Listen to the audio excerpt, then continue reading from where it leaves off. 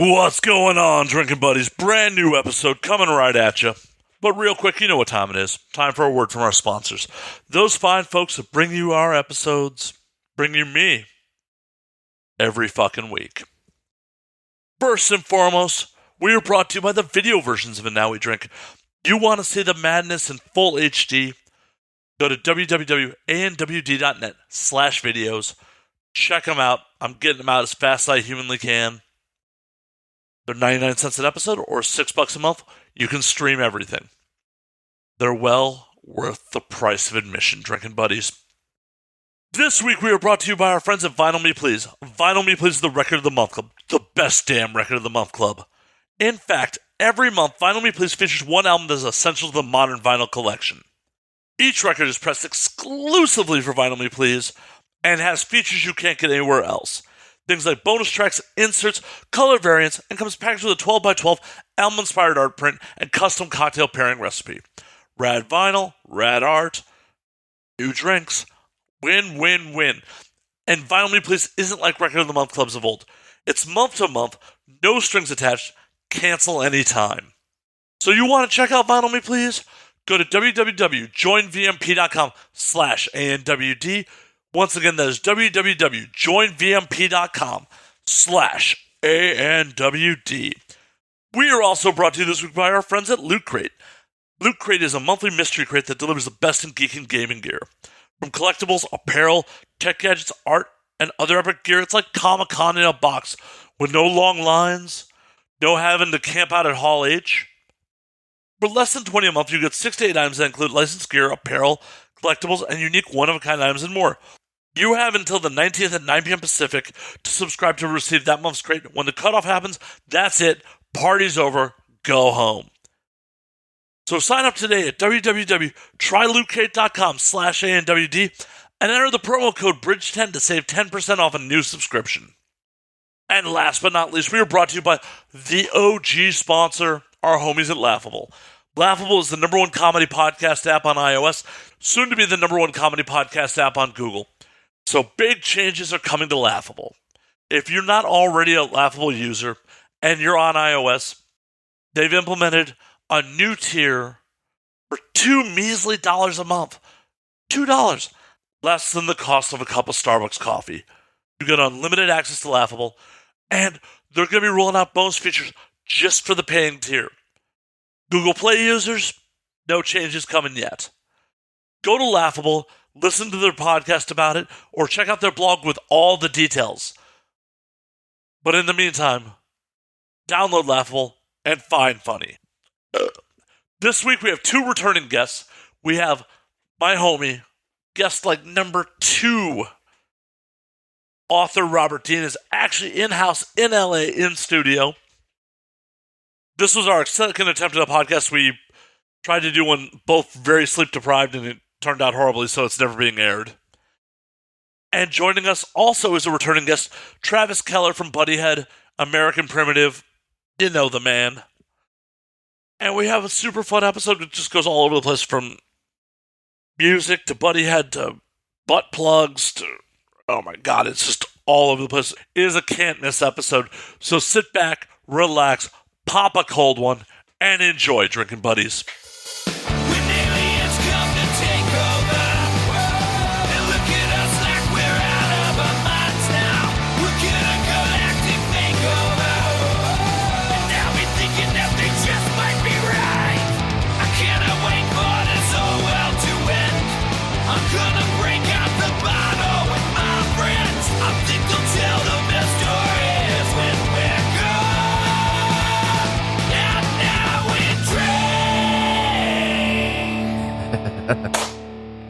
There we go.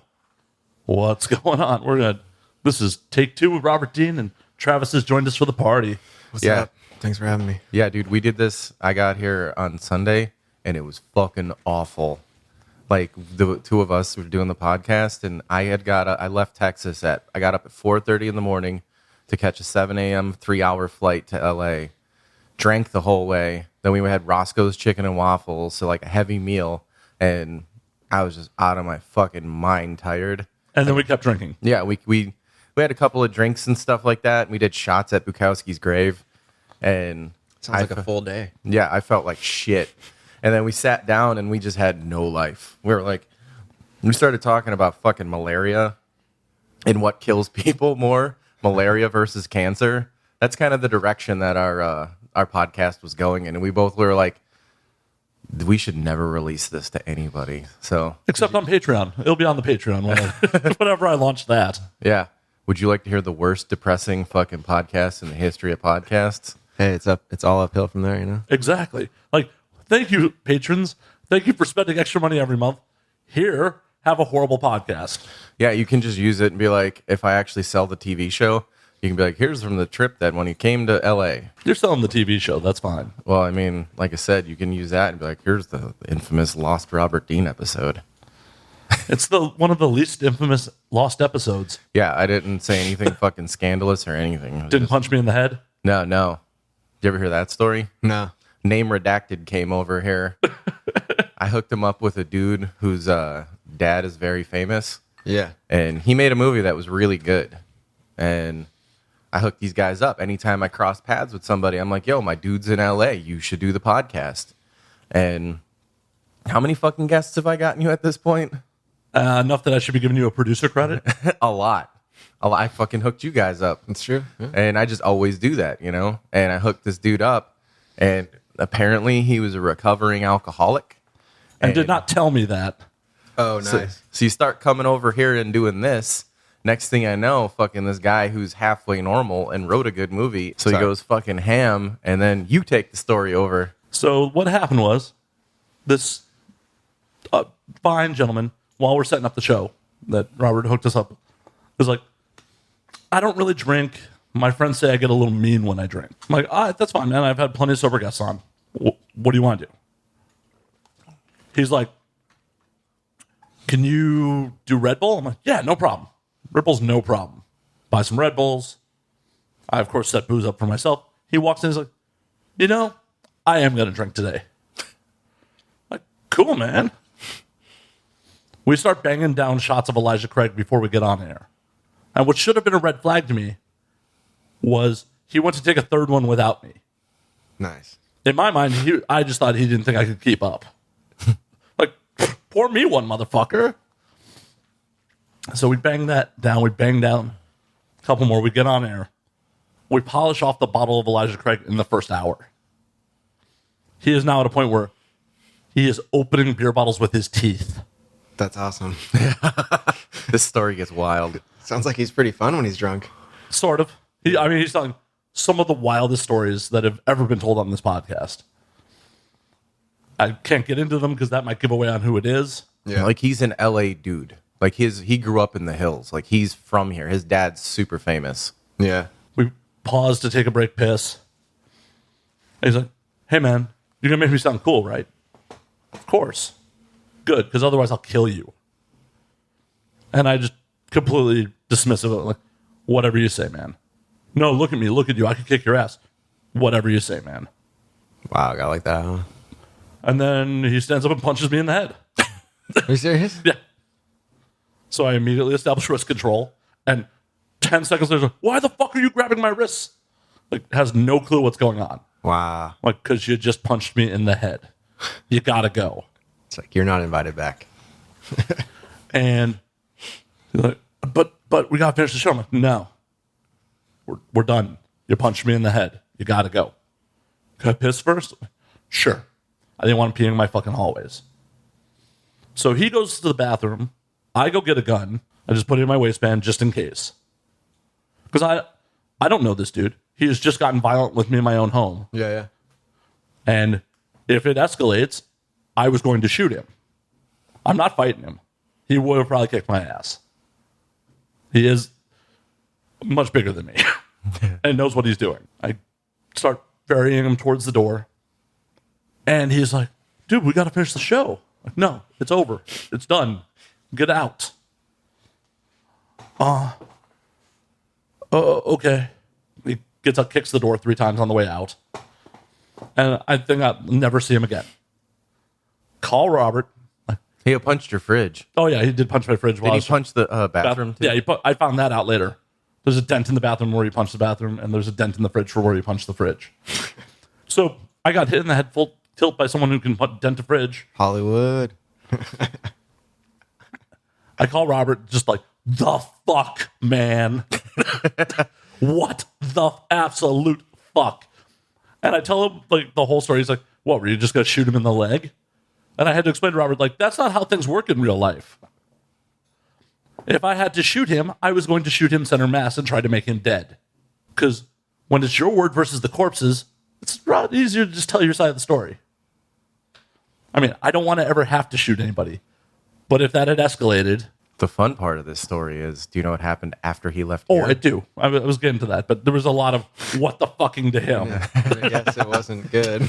On my end, I didn't find out what happened to him till later. But at 6 a.m. the next morning, my doorbell rang. And it's tied to my phone. I answer like, what? Hello? Hey, Matt, it's... Name redacted. Right. I'm downstairs. Do you know where I parked my car? Whoa. I'm like, no, man. I don't know where you parked your car. That's not my fucking problem. Did I not leave your place okay last night? No, man. You did not leave my place okay. You punched me in the fucking head. Oh, shit. I was told later on that he came to somewhere around 4 a.m. on Hollywood Boulevard cuddling with a homeless person. Whoa. Yeah. It's a rough night. He told me straight up, he was like texting me. And I think he texted me or he called me. I don't remember. And he was like, I blacked out. I went from fucking bar to bar to bar, and I got kicked out of every bar I was in. He's like, I fucking slept on a park bench last night. I was like, dude, your dad is a multi-millionaire. You slept on a fucking park bench? And, yeah. He was like, I fucked up so bad. I just, and he like, then he went to go some fucking either Malibu or somewhere up in the hills and was like, I'm going to hide out there for the next like 6 months. And I think his wife left him. She threatened to. She didn't actually end up leaving him. She didn't? But he had... Did you put the podcast out? No. Otherwise, we would just be telling who it was. Yeah. But yeah, We should have Brandon Brocato re-record that one. No, that would be great. See, there you go. Fuck yeah, that's what you should do. Because I would love to hear those stories. Because he's like, he grew up here. So Was it a good interview? Oh, yeah. Before he punched the man? It was, I mean, it was batshit crazy. Yeah. Dude, he like hangs out with Mickey Rourke. And he would tell like wild fucking height of fame Mickey Rourke stories. Yeah. And like all kinds of wild shit. And like he grew up here, so he knows all like famous people and famous people kids. Yeah. And so, you know, that's a whole different world than what we operate in. And so he like told me a couple of those. I was like, Jesus, dude. He's like, yeah, we would do all this fucking blow and have orgies and shit. And I was like, holy fuck. And he would say some wild shit. And that would be funny to have Brandon do that one. Because that's the best. You ever heard that redacted episode he did? Mm-mm. Holy fuck. It's the best. He had somebody, I feel like I get to tell your stories. I know, it's weird. I know, but it was so good. I tell people all the time, you have to listen to this one. Oh, I actually am going to tell it? Okay. You tell it. I had an adult performer on. You know, one of my standard adult performer interviews, for the most part. Except, about an hour and 45 into it, she just turns to me and goes, so are you going to fuck me or what? And I stopped the recorder. I'm like, are you doing a bit or are you serious? She's like, I'm serious. I'm like, okay, cool. Yeah, let's go. We bang it out. Then I'm like, you know, we have to get back on air and still finish the podcast, right? We finish the podcast. She talks in fairly graphic detail about the taste of my semen. Wow. And I don't know what else to say. Wow. Just wow. Wow. 2 weeks go by, and 4 days after the episode's live, she texts me and goes, take it down. I sound like an idiot. And I try to be respectful of people, so I took it down. But I was also pretty perturbed by the complete lack of like appreciation that I was just willing to take it down. Like, I have a production schedule. I have advertisers. I have listeners that expect an episode every week. Mm-hmm. And for me to just jump back in and like bang another one out right fucking away without even a little hint of appreciation just rubbed me the wrong fucking way.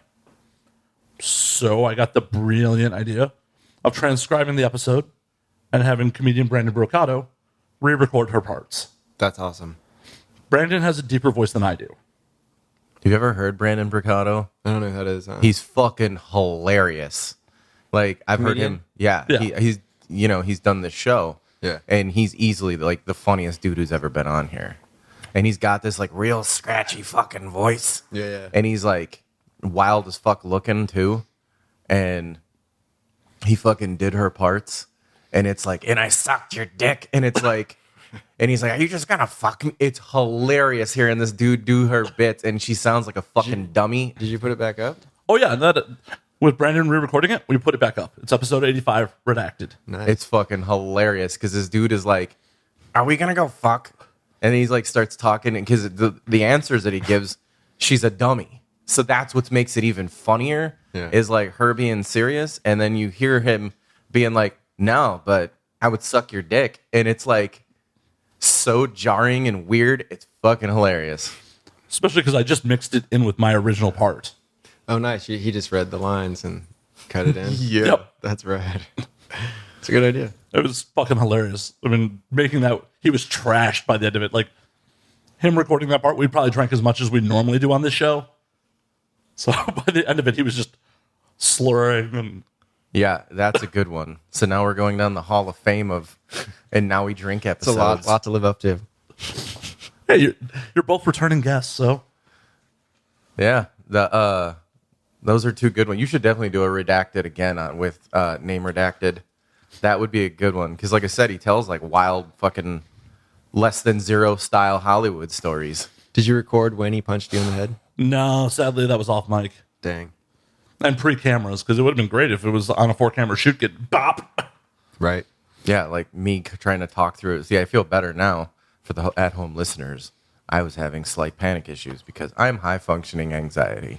Pulled And through. it fucking sucks, dude. Like, anxiety ruins your life. Yeah. So does depression. And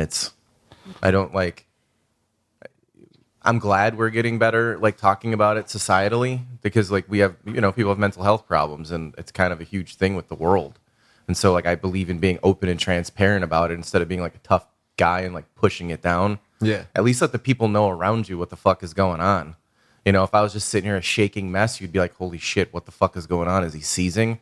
And it's like being open on it, it actually helps you get through the process. I also enjoy the fact that the story of me getting punched in the head is making you feel better. Yeah, no, it took my mind off it, which is nice. Because he really probably wanted to punch me in the head last night, so... Oh, God. Are we going to talk about it?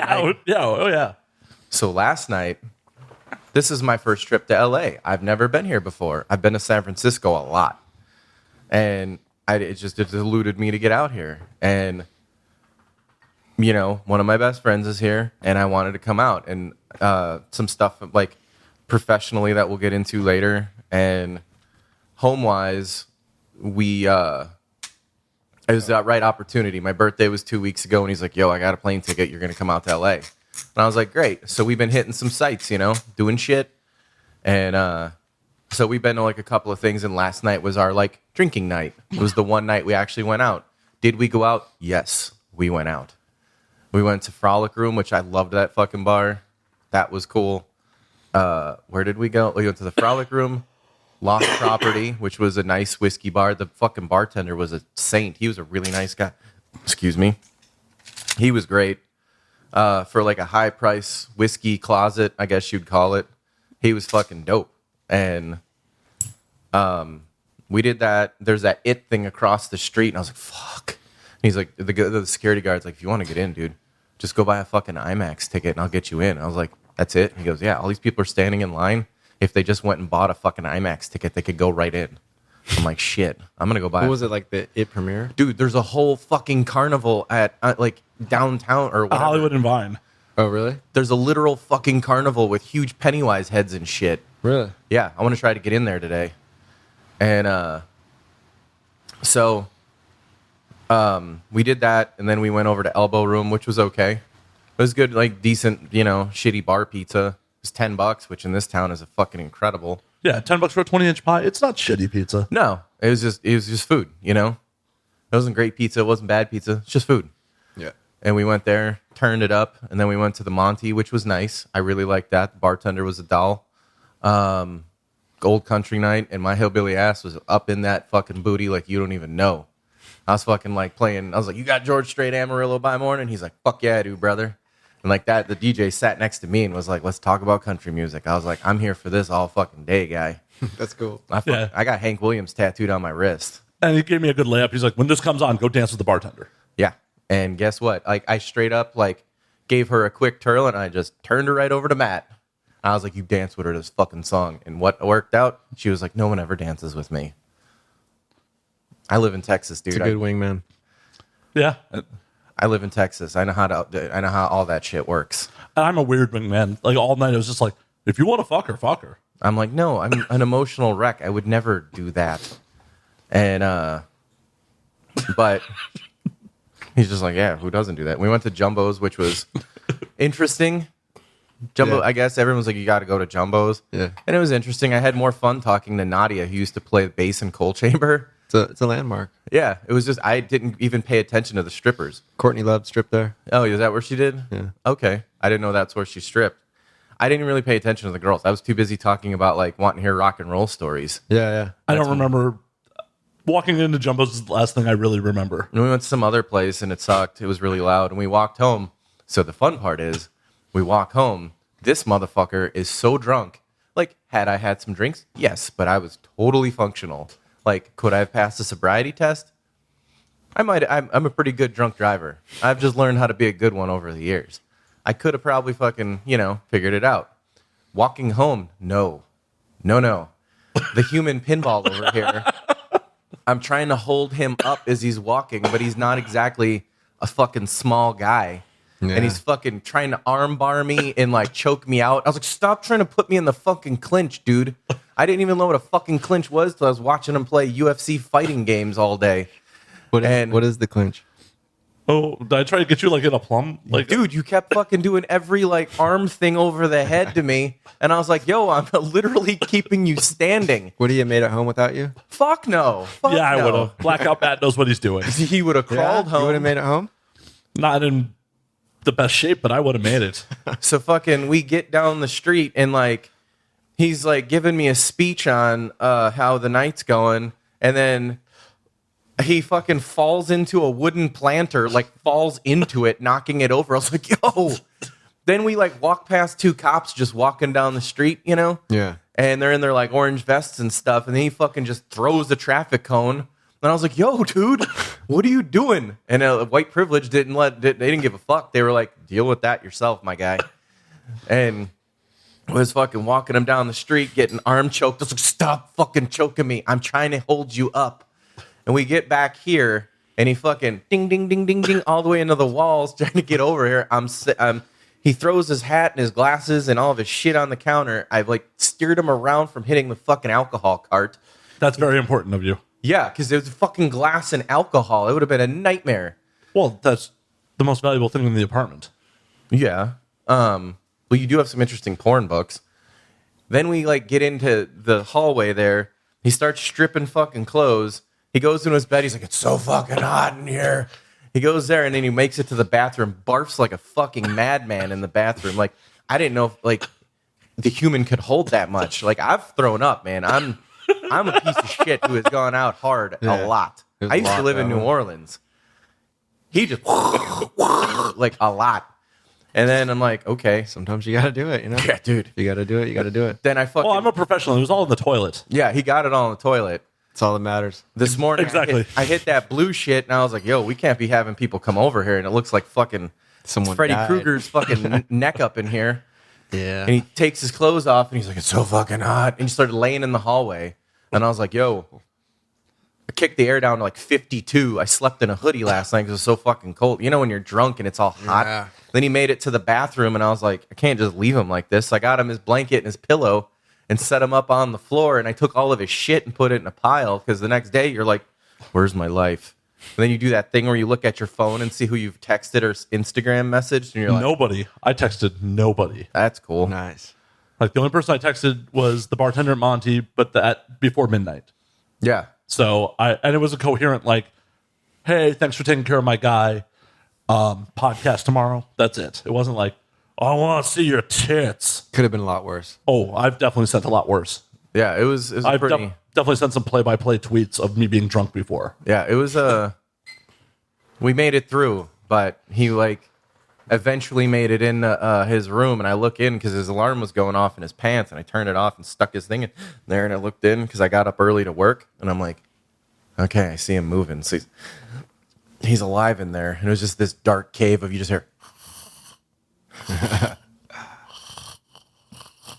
I was like, okay, he's not dead, and then I left. I heard you coming into my room did wake me up, and like my first thought was gun, and then I realized, oh, people are here. Never mind, back to sleep. Yeah, I was like, Jesus. It's a good friend though, looking out for you. Oh, and I was so confused, like because I wake up on the bathroom floor under a blanket and a pillow, and my first thought is like, how'd I get in bed? And then realized I wasn't in bed. I was so confused, like, wait, why is my pillow and the blanket on the bathroom floor? Did I do this? No, you did not. You would have just been laying there in a fucking human puddle. Yeah, no, I've done that plenty of times. That's why I was really confused by the blanket and the pillow. Like, I've never done this before. This is way too organized for me. So that was our night last night. Welcome to LA. Yeah, it's interesting. Well, It's something similar happened when we drank in Austin that one time and came and visited you too. That night I got blotto as well. Yeah, that's what happens when we hang out together. Yeah, coming from Austin, LA is super intense to me. And some people are like, this is less intense than fucking New York is. And like New York is super intense, but like I operate on Austin levels. And so like to me, I was like, Jesus. It's like lots of like industry meat grindery people and conversations. Like I was sitting at a coffee shop doing work earlier, and I felt like the asshole writing because there was a bunch of other assholes writing. Yeah. And there was like a bunch of like studio people talking shop and like shots and all that. And I'm like, this is just not for me. Like, I mean, you're also like right in the middle of Hollywood too, though. yeah, I mean, I know. There's like 50 other cities, that are LA that are surrounding us. Yeah. There's I mean, different flavors. that's what everybody says. They're like, you just got to come here and find your neighborhood. Like in my neighborhood, you wouldn't even hear anyone speaking English. See, that's cool. Yeah. Yeah, I think that, I guess, whenever I come back, I would like to see more of things like that. There's like so many different, Pasadena. It's all different flavors, Yeah, you don't have to be stuck in you don't have to be stuck in my horrible ass Hollywood. Yeah, I think everybody, because I'm And I can talk shit because I lived here for a long ass time. So, Oh, you definitely can. I did time here. when You still DJ a block from here. That's true. I still do time here. actually. everyone tells me like, you'd really like Silver Lake because I'm a hipster piece of shit. Yeah. And so everyone's like, you'd like Silver Lake. I'm like, okay. I don't really know because I haven't gone over there and I don't have the time now. Yeah, it's cool. Maybe like 20 years ago. Yeah. It's kind of like moved further east now. That's cool. Like, I mean, I've gone through that, like when living in Chicago, living in New Orleans, and now Austin, you kind of see the... I mean, it's great. Anything along Sunset Boulevard's cool, But it's a lot of like $9 juices and stuff, over Dude, this place is fucking expensive compared to, like... Pretty much anywhere else. Yeah, because, like, we got a hookup bar tab last night. It was $70. I was like, we didn't even drink that much. Like, in Austin, that would have been like $30. Yeah, whenever you go out of LA, you realize how cheap booze is. Like, beers, definitely... like tall boys for us, like a full fucking tall is $2.25 in Austin. Yeah. And like, somebody was like, yeah, that's $4.50. I was like, what the fuck? And then it's like, that's a good deal. And that's a good deal. That's like, you could pay like $8 for that if you go to the Ace. Yeah, that's fucking just Something like wild that, to me. I mean, like, there's places that have expensive booze, You can but get $2 PBRs at the Cha Cha, though. So, I seen people paying quarters. so that's, I'm about that. What's the cha-cha? It's like in Silver Lake. Yeah, it's in Silver Lake. They play metal some nights. They got one in Seattle, too. Oh, that's cool. Cha Cha Lounge. It's just like a dive bar. Yeah, it's a dive. They spin metal there sometimes. It's like members of bands work there. That's cool. Yeah, I mean, I would like to just see more, and if I had the money while I'm out here, I'm trying to like do it on a budget, Yeah, due to that's some always like hard. things in my life, and if I'd had the money, I would have went to fucking Disneyland. Yeah, right? He would have done that by himself. I'm not into it. I'm a hoe for Disney, man. I haven't been in a long time. I've been to Disney World 7 times. And I've Wow. never been to Disneyland. I've been a bunch. It's been a while, though. I've been a couple times, not into it. Yeah, I'm not crazy about it. I mean, I'll go if it, There's those people though, like, it's like I've just kind of learned about being into that. There's people who love the shit that like love Disney culture, and then there's everybody else who's just like, yeah, fuck it, it's just a theme park, whatever. I'll go if you want to go. Yeah, that's Yeah, how I but feel. it's not even like a Six Flags park. It doesn't even have all that many thrill rides. Yeah, see, I'm not there for the thrill rides. I like the pure escapism of it. I wrote a whole thing on it like 3 years ago. the culture of escapism. Yeah. And like you go there, you don't see fucking signs for Pepsi. You see like Mickey Mouse Pop and shit like that. And I think you're paying for the idea of experiential avoidance of what's around you. And I think that's nice. Like you don't worry about what the fuck is happening with politics. You're worried about fucking meeting Cinderella. Or like where to buy a beer. Yeah. I mean, like you leave politics and you leave everything. Can you buy at the beer door. there now? Yeah. You Okay. can, at least in Disney World. Disneyland, you can only buy it in California Adventure. I thought they changed it. No? No, it's still no beer in Disneyland. That's a Yeah. bummer. And you can't buy it. I don't know if you can buy it in the Magic Kingdom. What kind of seem very magic bullshit is magic, that? though, dude? Just fucking. I always like the story like that. Marilyn Manson used to go to Disney World and they would just go on a bunch of mushrooms and acid and shit. One time, they would do that, and he's like, "Yeah, right before when they recorded when they were recording Portrait of an American Family, they did it in the house, the Manson house, the one up that Sharon Tate was killed in. That's where they recorded that record." And he's like, "Yeah, 2 days before that, we did a bunch of acid, went to Disneyland." That's cool. I was like, "That's the most rock and roll shit ever." I got a good Sharon Tate story. I want to hear When it. we were on tour with 9 Inch Nails, Trent tried to give us the door that they painted pig on, because Holy they shit. he recorded there too. Yeah. And then when they left, they because they were going to demolish the house, they took the door off the handles, and he had it in storage. And it's not a very good end of the story because I said no. So I was Why? like, I just thought it was bad mojo. But Dude. looking back, I should have fucking said yes and just sold that shit. Dude, I would Right? You would have had your rent paid this Yeah, month. but I guess he has it wherever they have all the props from old tours and shit. He's got a storage space in the valley, and he's got that shit. Yeah, I would have fucking taken that shit in a minute. Were they cool dudes? I remember what was it, the Icarus line that went out, or was it Well, no, the guitar player from the Icarus line ended up playing guitar for them for 3 years. Oh yeah, I remember that. So he was hired gun guy for 3 years, I guess. Yeah, I totally remember that. 2005 to 2007. Yeah. Ish. Was the whole 9 Inch Nails crew cool? Yeah, nice guys. Yeah. Yeah. Everyone was pretty much sober when I was around. I'm always curious about that because Trent's one of those guys with mythos around him. There's a level of obsession that 9 Inch Nails fans have. It's yeah. Tool. Tool people are fucking obsessed with Tool, and oh yeah, they they are. they put Trent and they put Maynard on these weird pedestals Oh, yeah. that the amount of fanboy is just I'm not a fanboy of anything like they are. Well, if it's fucking Trent, yeah. No, They love everything. yeah, That he can't do anything. It's wild. There's kids. I wish I would have done a documentary on this, but there was kids that would come to every show they played for 3 years. Meaning all the U.S. dates, all the Europe dates, the dates they played in Russia, all of them. They would fly to all of them, and they would follow them like the Grateful Dead. Really? And it wasn't just a couple of them. It was a bunch of them. wow. That's Yeah. fucking nuts. How do you afford that? Trust funds. These kids, there's 2 girls that I'm thinking of, and one of their moms, they were a lesbian couple, and one of their moms had left her all these apartments in Paris, so they were landlords, and they would just work on those and then follow 9 Inch Nails on tour. Jesus, must be nice. Exactly. That's Yeah. exactly what I was thinking. God damn. We're all sitting here struggling to fucking make ends meet, and Right? you got people with Parisian fucking apartments going on 9 Inch Nails vacations. Must be nice. One day I will leave my illegitimate offspring Parisian apartments. Seriously. It's a good goal. It's the only goal I have at the moment.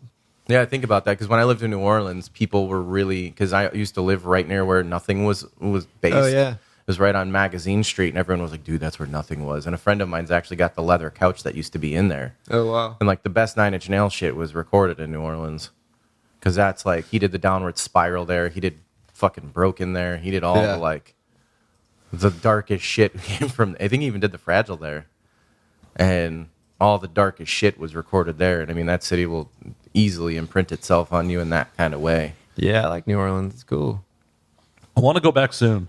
Yeah, I need to get back. I'll probably go back in the next couple of months because I haven't been back in almost 4 years. It's been that long for me too. Yeah, it's been a minute, and it sucks because I was just talking to friends today, and they were like, well, "When are you coming back? We haven't seen you in so long." I was like, you could just come to Austin."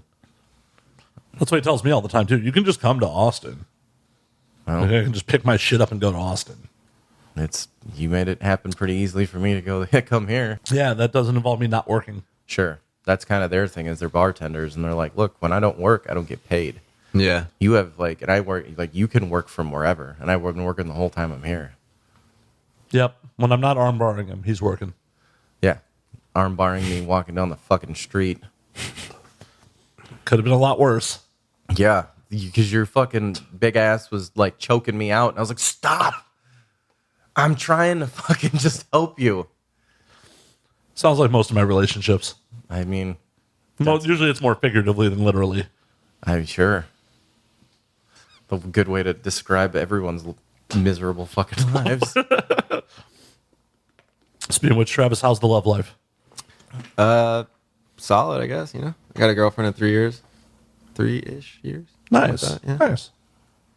I don't think I talked about that at all when you and Joe were on. I don't think got into any of that stuff. Yeah, I don't remember. I don't either. I drink a lot.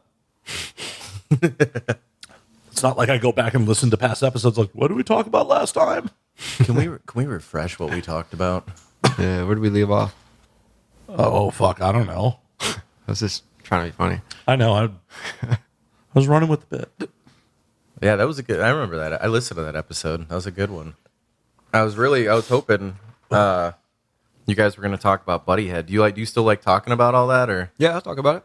Yeah, I mean, Part of my life. Huh? Part of my life. Big part. I loved that shit. I mean, his Twitter's still at Buddyhead. Yeah, I fucking love that shit. Still Dude, selling shirts. I fucking the gun shirt. Selling the gun shirt. Selling a few of them. Homophobia is gay. Yeah, fucking. I loved that fucking site. I read that shit every day.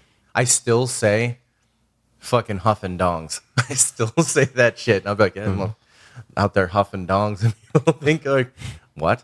Yeah, we had some good taglines. You guys had the fucking best taglines. Because what years was like the height of Buddyhead?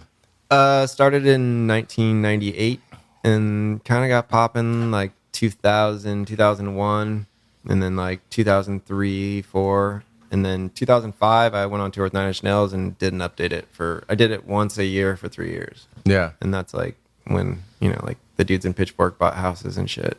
I was like, I'm taking a break. Yeah. Do you ever look back on it and like wish you would have changed how your business model was with it, or is it just kind of like it was a fun thing for a minute? Nah, it was cool. I mean, it's still cool. It's like super proud of it. I don't think we could have done it much better, really. Like, Yeah. I don't know. I look back on it and have good memories. It's cool. Yeah. Did you guys even do hand claps on a record? I did hand claps on a Jimmy Eat World record. Yeah, I remember that. He was like, check out my gold record from doing fucking hand claps. Yeah, I sold it on eBay. I got in trouble for that. Yeah. But I was like, what am I gonna do with it? Like, am I gonna put it in my bathroom? It's like The fucking bathroom. I don't know if I've ever told you about this.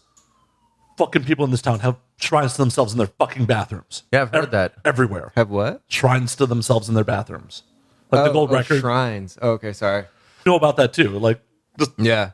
fucking, I mean, that's usually where they put gold records. yeah. Like bathroom. It's a shrine. It's like just a shrine of their narcissism. And I've been in enough celebrity homes at this point where like, I don't think I'm egotistical enough to make it in entertainment. I would never build a shrine to myself anywhere. I guess, but like, isn't it the question I have? Because I've always thought about that when I hear like people put their shit in their bathroom. It's like, what else do you really do with it? Some people just don't want to look like they're egotistical and put it around their house. Like me, if I ever want anything, I would just give it to my mom. Yeah. I don't give a shit about like, the only fucking award I care about is the Bank of America award. Pay me, motherfucker. Guillermo del Toro has newspaper clippings framed from the 90s in his bathroom. Yeah. It's weird to me. I don't know. I mean, I don't think it's weird because it's like, where do you put it? If you're proud of it, Some people just don't want to put it on Front Street and be like, yo, check out all my shit that I did. And it's like the bathroom is like one kind of space unless you like come into the closet. Well, but it's still stare at my accomplishments while you touch your dick. I mean, Wow, you really had to take it there, huh? I did. You've been on the show. You know. just when you're wiping your ass, you mortal, you never have the success I do. Yeah. Right? Look at yourself as you wipe your ass in my gold record. You see, It's shinier than a mirror. you see your reflection, you piece of shit. I bet you like that, don't you? You're never going to be as successful as I am. Nowhere near. When I hold my dick, I make gold fucking records. I don't even have to hold my dick to make gold records. They just happen. Just hands free, man. It's gold. Apparently, when I put my pants on one leg at a time, except when I do it, I make gold records. Never going to be that successful. Never. I'm just hoping for acceptable mediocrity at this point. I'm not even hoping for that. Gutter phenomenon. That's the new name of the podcast. Welcome to Gutter Phenomenon. It's a good name. It's a really good name. It's a good name. I stole that from Every Time I Die. Oh, God damn it. All right, you just ruined it. Right? Oh no, I mean, fuck, who cares? They have a record. I think the record's called Gutter Phenomenon. Even if it fucking bangs, so it's not like it's a shitty place to steal it. I stole my fucking TV show name from the first Minor Threat record, so whatever. I'm not... It's the third studio album by Every Time I Die. And it's a good one. I mean, it's not a podcast, dude. It's fair game. It is. Yeah, in podcasting, whatever, there's multiple shows with the same fucking name. There's multiple and Now He Drinks? No, not this show. Oh. I was going to say, But- take them out. I was going to say, if I could put a hit on him. It's like, who are these dudes? No, but there is, And this is Why We Drink, Yeah. which is a true crime murder podcast. And then David Cross has a book called I Drink for a Reason. Yeah, but that's not as easily mistaken. Yeah. I could see that. And there's multiple Blow the Whistles. Oh, I'm sure. That's, that's a pretty common name, and it's cool. Let's blow the whistle on this, sipping the tea or whatever the fuck the kids say now. Well, the other Blow the Whistle that isn't too short is a sports podcast. Oh, yeah? Yeah. That makes sense. Referees and all. Yeah, it makes sense. But Why is his called Blow the Whistle? One of his big hits. it's like the song. Like, if you heard it, you'd go, oh, that. Too short? Yeah. What, like late era? It's know probably that like song. 2000. Yeah, Blow the Whistle is like easily. Yeah, that's late era. Yeah, He's been it's- around since the 80s. Yeah, it's easily his biggest song. If you heard it, you'd be like, oh, snap, that song? Yeah. It's definitely, 2006. Is it 2006? Oh, yeah, I don't know that era. Yeah, if you, but trust me, you've heard it. Like I like would- Too Short, though. when I used to DJ, I'd put that shit on in like the middle of You Could Be the Hardest Fucking Crowd in New Orleans. You put that shit and everyone's like, goes fucking off to that. That's the one. Yeah, that's easily, That's easily his biggest hit. fuck yeah. Everybody knows that song, no matter where you live. It probably paid for his big ass studio. I'm sure it did. And the fact that he fucking has 60 bazillion records. That dude puts out like an album a year, right? Maybe. He's got a lot. He's got a lot for sure. Is that a Necronomicon ring? No. It looks like the Necronomicon. It's just a ring, man. Well, it looks like the cover for the Necronomicon from Evil Dead. I wish it was. That would be much cooler. Yeah, that's what it kind of looks like to me. But whatever. I know you're a big Guns N' Roses dude. Did you go to any of those reunion shows? I did, actually. I was in Tahoe. I guess it was 2-3 years ago. Whenever those shows were. When was that, 2016? I think so. Yeah, I was in Tahoe for the summer, and Joe called me, and he was like, can you get to LA by tomorrow? And I was like, maybe. Like, there might be like, it was like 11 p.m. And I looked at the Greyhound, and there was like one left, so I hurried. Got on the Greyhound, took a Greyhound to LA, showed up 2 hours before. Joe picked me up, and we went to see GNR with, whatever. What was it? What's that tour called? I don't know. I hate Guns N' Roses. Oh, well, there you go. I only ask because I know you're a huge Guns N' Roses. My brothers Yeah, are. it was fun. I mean, it was like ridiculous, and I laughed like 80% of the time because it was just so over the top. But they sounded good. They're still They touring. looked ridiculous, but they sounded good. Was Axel all fat? Yeah, and like wearing like weird, like ripped up like 400 Ed Hardy type jeans, and like he'd come out with different shirts on like every other song. Like one time he came out and it was all the bitches back, and it was just like yes, like that's so bad. That Yeah, it's awesome. The one time I saw GNR was New Year's, I think 2012 to 2013, at the fucking Hard Rock in Vegas. They were doing Who was on guitar? Buckethead. Whoa, I saw him '99 with Buckethead, New Year's Yeah. at the Hard Rock in Vegas. It, It's terrible. it was horrible. It was like awful. They played all of Chinese Democracy, Yeah. front to back. Yeah. I saw them on the Chinese Oh, Democracy. front to back. Whoa. That's a brutal show. Oh, it was over 3 hours long. I left at the 3 hour mark. Fuck, dude. It was Yeah, over when I 3 saw hours of GNR. Buckethead did a nunchuck solo. It was fucked, dude. It was fucked. I took my brothers. They were like 16, and somewhere like around. It was like 99, 2000, around there. Yeah. And they were. My brothers are huge Guns N' Roses fans, like obsessive Guns. So much so that when my brother found out that his girlfriend was pregnant a couple of months ago, if it was a boy, his name was going to be Axel. Wow. Like he's made me He's like a really big fan. dude. These dudes are obsessive, diehard fucking Guns N' Roses. So is fans. it a girl? No, it's a boy. It's a girl. Her name. Should still be called Axel. I can't remember what her It name. should be at least her middle name. Yeah, right. I feel like Axel could be a girl. Yeah, it could be, and it's escaping me what her name is. Last night's still fogging my brain. I don't know my niece's. It'll come. Oh, to she's me. born? No, she's not born yet. Oh, well then, yeah, dude, you're not. They can still name her Axel. Yeah, there's still time. You don't gotta learn her name till she's born, man. Yeah. No, all right. you don't have to learn her name until she learns yours. Yeah, right. Hey, baby. But no, one of them is so diehard, that brother, that he was like, if there's anything you could do for me that I would really, really, really appreciate. I was like, what's that, dude? He goes, when you're in LA, will you please go to the Rainbow and get me a t-shirt? I was like, I promise you, I will get you a fucking t-shirt. So tonight I have to go to the Rainbow to get him a t-shirt. Because he's You like, should see it once, you know. yeah, I mean, They got Yeah, Lemmy once. in a fucking yeah. glass case. Yeah, I mean, I'm down to You go. seen that? No, I've never been in there. They have like a. Have you seen that? Of course. I've seen the It's like a new statue. edition, is why I say that. You know, it's like, It's been there a couple of years now. oh well, yeah. I mean, it's not like I'm like hanging out there all the time, you know. Every time I have a tourist friend in, they're like, let's go to the Rainbow. And They I'm have like, a I don't want to. life-size gold. Yeah, I've seen I the think it's pictures of bronze. it. I think it's Oh, yeah. bronze. Oh, bronze. All right, Yeah, I've seen the pictures of it, and I'm gonna take a picture with it. You know, I'll do all that stupid shit. I've 'cause done that before. I love fucking Motorhead. Who doesn't? And I hate Motorhead. I was listening to Motorhead, and you was driving your car yesterday. I mean, it's a very easy lie to disprove. But I promised him I would do it, and so like he's so hyped on. He's like, "You get my shirt." He's asked me twice if I got his shirt, and I was like, "I will promise you, if I can get a fucking shirt, I will get you a shirt." they probably have shirts, right? Oh, they definitely do. They'd be stupid not to. Frolic Room has shirts. Yeah, they do. I got one of those. Yeah, that part was cool. I really liked Frolic Room. I'm pretty great, sure yeah. Bronson Bar has shirts. No way. If they don't, they should. No way. We should design them. Yeah, definitely. We should tell them they got new shirts. Just bring them in when you're DJing and be like, I got a cut of this. Yeah. Just leave them on the bar. It's the way to do it. Where's Bronson Bar at? Like right there. Oh wow, Right? Is that the way? That way?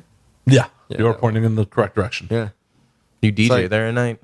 Yeah, like once a month though. Yeah, But I used to DJ there like 15 years ago, so it's kind of a trip. that's Yeah. cool. What Yeah. do you usually DJ?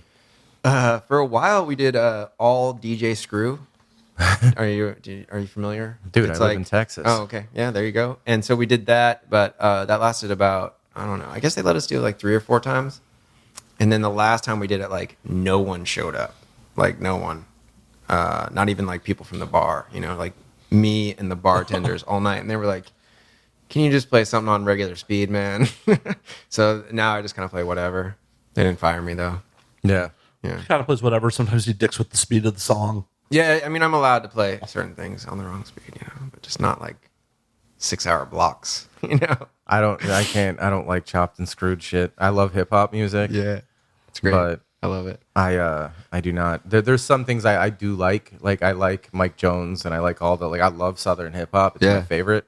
But when it gets super slow, and you're like, yo, It's an acquired taste for sure. yeah, like You got to hear it a lot for you're like, I'm in. You know? these, dude. You ever been to Houston? But like, yeah, I like Houston a lot. Yeah, that's actually. where that shit's from. Yeah, I'm aware. Yeah, yeah. That shit's dope though. Fucking like you ever seen? I mean, eventually you just like run out of shit to listen to, so it's like, what would that sound like half speed? You know. I think we should do half speed Motorhead. Dude, certain things sound really good. That's what's kind of fun about it too, you know? Figuring out what sounds good that slow. You know, I think not everything Motorhead would works. sound horrible that slow, but I think I want to hear it anyways. Dolly Parton sounds great slowed. yeah, that If you does. ever hear like Jolene Yeah. slowed, it sounds way better. It's like Anthony the Johannes or whatever that band name. Did I say it wrong? I just said it wrong. No one probably knows. No clue. We're right over my fucking head. You ever heard Miley Cyrus do Jolene? Yeah. Dude, she not fucking bad. crushes I like Miley that Cyrus. shit. She's not bad. New song's kind of trash, but I like the one from like 5 years ago. We Won't Stop. I vaguely know it. I could sing it for you, but Floor is yours, Travis. I'm not gonna. Aw. I dig what she's about. She's like, for me, she's like Lady Gaga. I immensely respect what she's about and how she goes about her business and what she represents to the people who love her. It's not for me. Like Lady Gaga. both of them. I like Miley Cyrus better than Lady Gaga. I'm more of a Madonna guy myself, though. Honestly. So what's your guys' thoughts on Billie Eilish? I mean, it's not for me. My girlfriend likes it. I don't really give a fuck. That was one of those cultural moments that like I put it on and everybody's like, "Oh, Billie Eilish is amazing," and I put it on. Like I'll tune in with the kids now and again and check out what's going on. And I put it on. I was like, "This is that moment when I realize I am 38 fucking years old because I do not get this at all." I mean, not really though. That's not. I mean, there's new shit I like, but that is not for me. For sure. I gotta admit that the bad guy is fucking catchy as hell. I mean, it's not like I don't like it. Like it's better than a lot of things, but like I ain't never putting it on. It's better. I mean, I get it. I like I said, it's just better than Little Pump. I'll tell you that. I don't even know what Little Pump Oh, sounds dude, like. check it out, bro. It's the worst shit ever. I think, dude, mumble rap to me is fucking just. Oh, see, I love a lot of that stuff, but like I like there's like good stuff and like the bad stuff is really bad. It's like check out Little Pump. It'll blow your mind. Yeah, I know he's the dude with face tattoos and shit. They all have face tattoos. I know exactly who you're talking about. He'd be the one, like, you'd have to point him out, like, be the one that, like, doesn't have face tattoos for it to be unique. Come on. Yeah, it's just, for me, like, mumble rap is just not, I'm like that old guy that. Yeah, it's definitely out there. But I mean, and that's what, like, our parents thought about punk rock. It's like, it's kind of like punk rock. It's like, it's hard to listen to. I don't know, man. Which is exciting because it's, like, on the radio, too. I grew up in a very different household. And so, like, what my parents didn't give a fuck that I listen to punk. Like, my parents are super cool. My mom's favorite band is Black Sabbath. So, like, when I got, like, my parents are super into music. Wow. And so, like, we grew up on Neil Young, the Allman Brothers, Black Sabbath, Motorhead, Wow, The look at Doors, you. all that shit. My parents were squares. Like, we got into that. So Mine too. when I got into punk and metal, they didn't give a fuck because they were like, yeah, whatever. This is just. My parents' tape collection was Air Supply, Neil Diamond, Coming to America, and like a Blondie Greatest Hits. Oh, Wow. and Saturday Night Fever. My dad was that's it. into folk. He was a fucking old hippie. He was That's into way cooler than my parents. Folk's still pretty cool, dude. Yeah, not my cup of tea. we I like. like some folk. I like folk music. I Well, like some that's folk. great for you guys. I fucked with Bob Dylan. Yeah. He's folk. Yeah. Bob Dylan's fine, but like there was shit I don't even know what the fuck it was. Peter Paul and when it Mary gets and- yeah, fuck that shit, dude. That shit's a little. OP. Yeah, I think that was in there. Yeah, like that and what's her name? Shit, I'm drawing blanks on everything today. But she was at Joan Baez and all that. And it's Could be. I mean, I pretty much gave my father's vinyl collection away when he passed. sure. But we were listening to like old country. We pretty much grew up on old country, the blues. Like my dad loves the fucking blues. Like we grew up listening to like John Lee Hooker, fucking Elmore James. What about Blaze Foley? Hell yeah, we listened to all that shit when we were kids. That song sound the Cadillac song. Yeah. Play that at half speed. fuck yeah. That shit sounds great. Actually, Yeah, that's weird cool. to bring it back to that. Austin, right? Was it? Yeah. Please? Yeah, for sure. I just got hip to him like maybe a year ago. Yeah, like we all that shit when we were kids. So when I got into rap music, because I was riding skateboards, like we're all in the same relative age, and so like, How old are you guys? huh? I just turned 38, I'm 38. 42. so we're on, like I said, same Yeah. relative. We remember the same cultural milestones For sure. And I remember like being into punk and metal and grunge and everything around, 10, 11, 12 years old, and then when Dr. Dre hit, and my parents were like, "What the fuck are you listening to?" Yeah. And I was like, because to me, like to skate culture on the south side of Chicago was like, to us, like rap was just black people's punk. That's essentially how we viewed it. Because when you're watching skate videos and everything else, it's like, well, here's a Black Flag tune. And then now here's Diggable Planets. We were like, what the fuck is this? This is For so like cool. Black Flag, NWA, they both hate cops. you Yeah. know? I was like, yeah. And I remember my parents, that was that thing, that watershed moment of them being like, this isn't even music. And then I remember the progression of they didn't give a shit about like Slayer. My dad saw fucking G.G. Allen. That's what my old man's. That's the kind of guy he is. Yeah. And so I remember when we were kids. So when I started getting into Slayer, he goes, "What fucking Rain in Blood?" He's like, whatever friend. He's like, fucking has that shit tattooed on his back, and I'm like, Jesus, because my dad's like a fucking tattooed biker guy. Wow. Yeah, I told some wild shit when we were at the bar last night that I probably shouldn't say on mic, but off mic, I'll tell you some family stories. I'm interested. Sure you don't want to drink and tell some family stories on air? Last time, I honestly said them one time on a podcast I was doing, and that dude was like, "Look, we can't put this on." Like, he's like, "Do you realize?" That is not going to happen here. Yeah, Right? Everything goes. Good. Worst comes to worst, If you don't punch him in the head, dude, it's going to make it. worst comes to worst, I'll have Brandon Brocato re-record your part. no, like case in point, when my dad and my Uncle Billy were kids. They call my Uncle Billy. Like, we have this like thing in our family. They call Uncle Billy One Punch because he punch you once and knock you the fuck out. So they called him One Punch. And this ice cream guy was talking shit to my uncle, like driving the ice cream truck. My uncle one punched him. He was 15 years old. Fucking punched out the fucking ice cream man. And they stole the ice cream truck and they drove around Canaryville, the neighborhood I grew up in Chicago, and gave ice cream to everybody. That's epic, dude. That's my fucking epic story. Yeah. I got a whole bunch of those. Like, the dude at the bar last night, he's like, "How come you're not a fucking criminal?" I was like, "Because I got a really good mom and my dad loves my mom." That's why. Oh, those were some good stories last night. I do remember those. Yeah, I got some good ones. I got some seriously I like the ice cream one. That's a solid one. That is pretty fucking solid. Yeah. My dad never did Gotta anything. work that into a book. Right? No, I've got a new book. After I finish this one that I've been working on for like 5 years, I'm not going to write fiction for a couple of years. I'm just going to like really focus on essays and nonfiction and shit. But when I eventually come back to write it, once this one's out in the world, I'm taking a long break. But How many you written now? I have 2 out. I'm in a bazillion anthologies and all that shit. And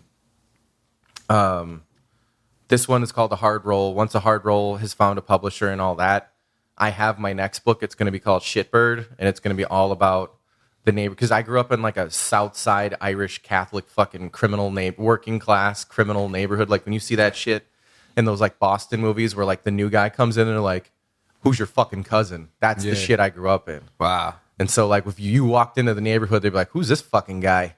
And you'd be like, "Yo, man, I'm visiting from California." They'd be like, "Get the fuck out." Like, why California guy?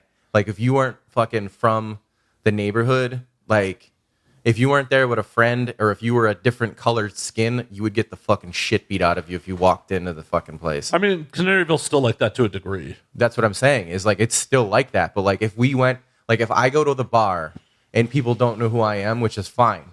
Because I didn't grow up. I grew up there, but I left when I was really young. But my family still lives in the neighborhood. So I literally have to name check. And they're like, "Oh, shit, you're fucking Billy's nephew." And they're like, "Oh, fuck, I know your uncle." And next thing you know, you're getting drinks for free at the bar. But you still got to do the name check.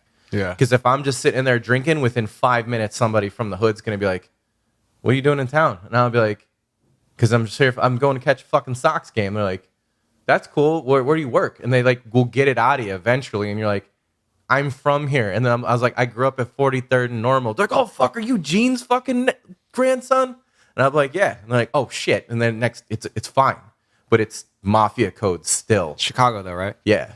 You know, I got chased out of fucking Canaryville. A buddy of mine lived there. We were just hanging out. After we were hanging there, me and another friend were just bullshitting like on the street. And car rolls by once.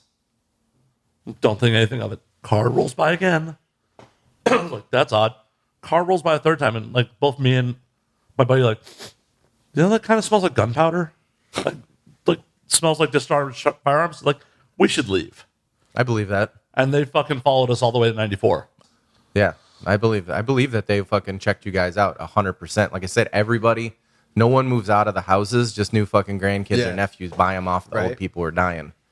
Like if somebody just retires and leaves to go to fucking die in Florida, that's what's up. They like pass it on. The neighborhood that's up front of us where the Sox play is called Bridgeport, and Bridgeport is gentrifying, and like the shit that I see when I go back, I'm like, holy fuck, there's like an arts center here. I can't believe this.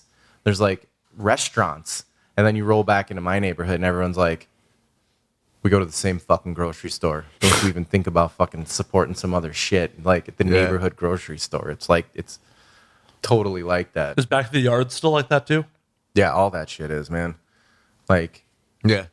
it's I'm trying to think of something I can say from growing up in that environment that it wouldn't implicate anybody. Like, it's just you're working class as fuck, and then if you everybody who might be like a postal worker, a union bricklayer, or a carpenter, his fucking brothers probably got some fucking dirt, and that was just how it was. One time I sat in like Mayor Daley's White Sox seats because my uncle like did a job with one of his fucking guys, and like yeah, you just fucking take our tickets, and I'm like, we're sitting in the mayor's seats, like he ain't using them, just fucking take them. I'm like, this is some inbred shit right here.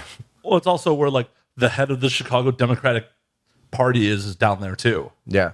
So it's like it's mafia code, and like the Chicago machine is right there. Yeah, like everybody who lives in that neighborhood, like I'm 100% Irish. I am like I know I'm 70% Irish, 30% English. And like we got our, our DNA and shit, and everybody there, the whole fucking neighborhood turns green for St. Patrick's Day. Yeah. And it's like, and if you ain't proud of your fucking Irish heritage, holy shit. If you're like, yeah, like so much so that if you're like, yeah, I married a Polish girl, and they're like, ugh, why would you dilute our like bloodline? It's a thing, dude. It's a total thing. You don't see many people, like they're all marrying cousins and friends, and if they got to bring somebody in, they got to like Got to get them approved. straight up. Like they'll bust balls and be like, all right, you're cool, but Yeah, they might let an Italian slide. yeah, you got to like seriously impress. Chicago has two St. Patrick's Day parades. They have the Southside Irish Parade, and then the one for the rest of the city. Yeah. And the Southside one is rowdy as fuck. Yeah, we used to call it Mardi Gras and Green because like the parade in downtown brings 3 million people to it.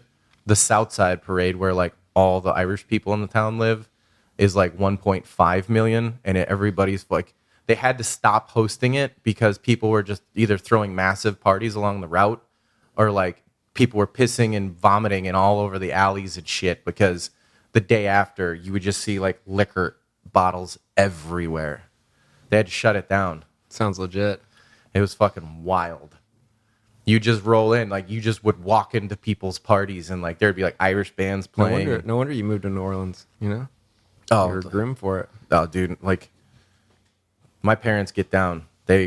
We grew up in a house where they weren't bad parents by any stretch. Yeah. But they like, they like to have a good time. They're cool as shit. My mom and dad are fucking awesome. Like super great, 100% on your team for life kind of people. Like if you met my mom, she would be like just the sweetest, warmest person. And my dad is frightening, but he's a really cool guy.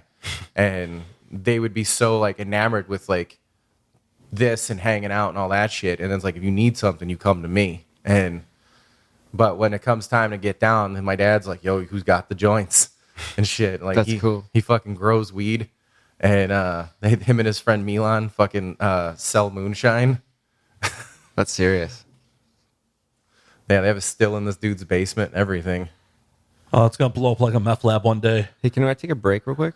Go for it. I just got to hit the bathroom. Is that cool? Go for it. All right, we sorry. can hold down the We fort. can edit it or... No, we'll just hold down the fort while you're gone.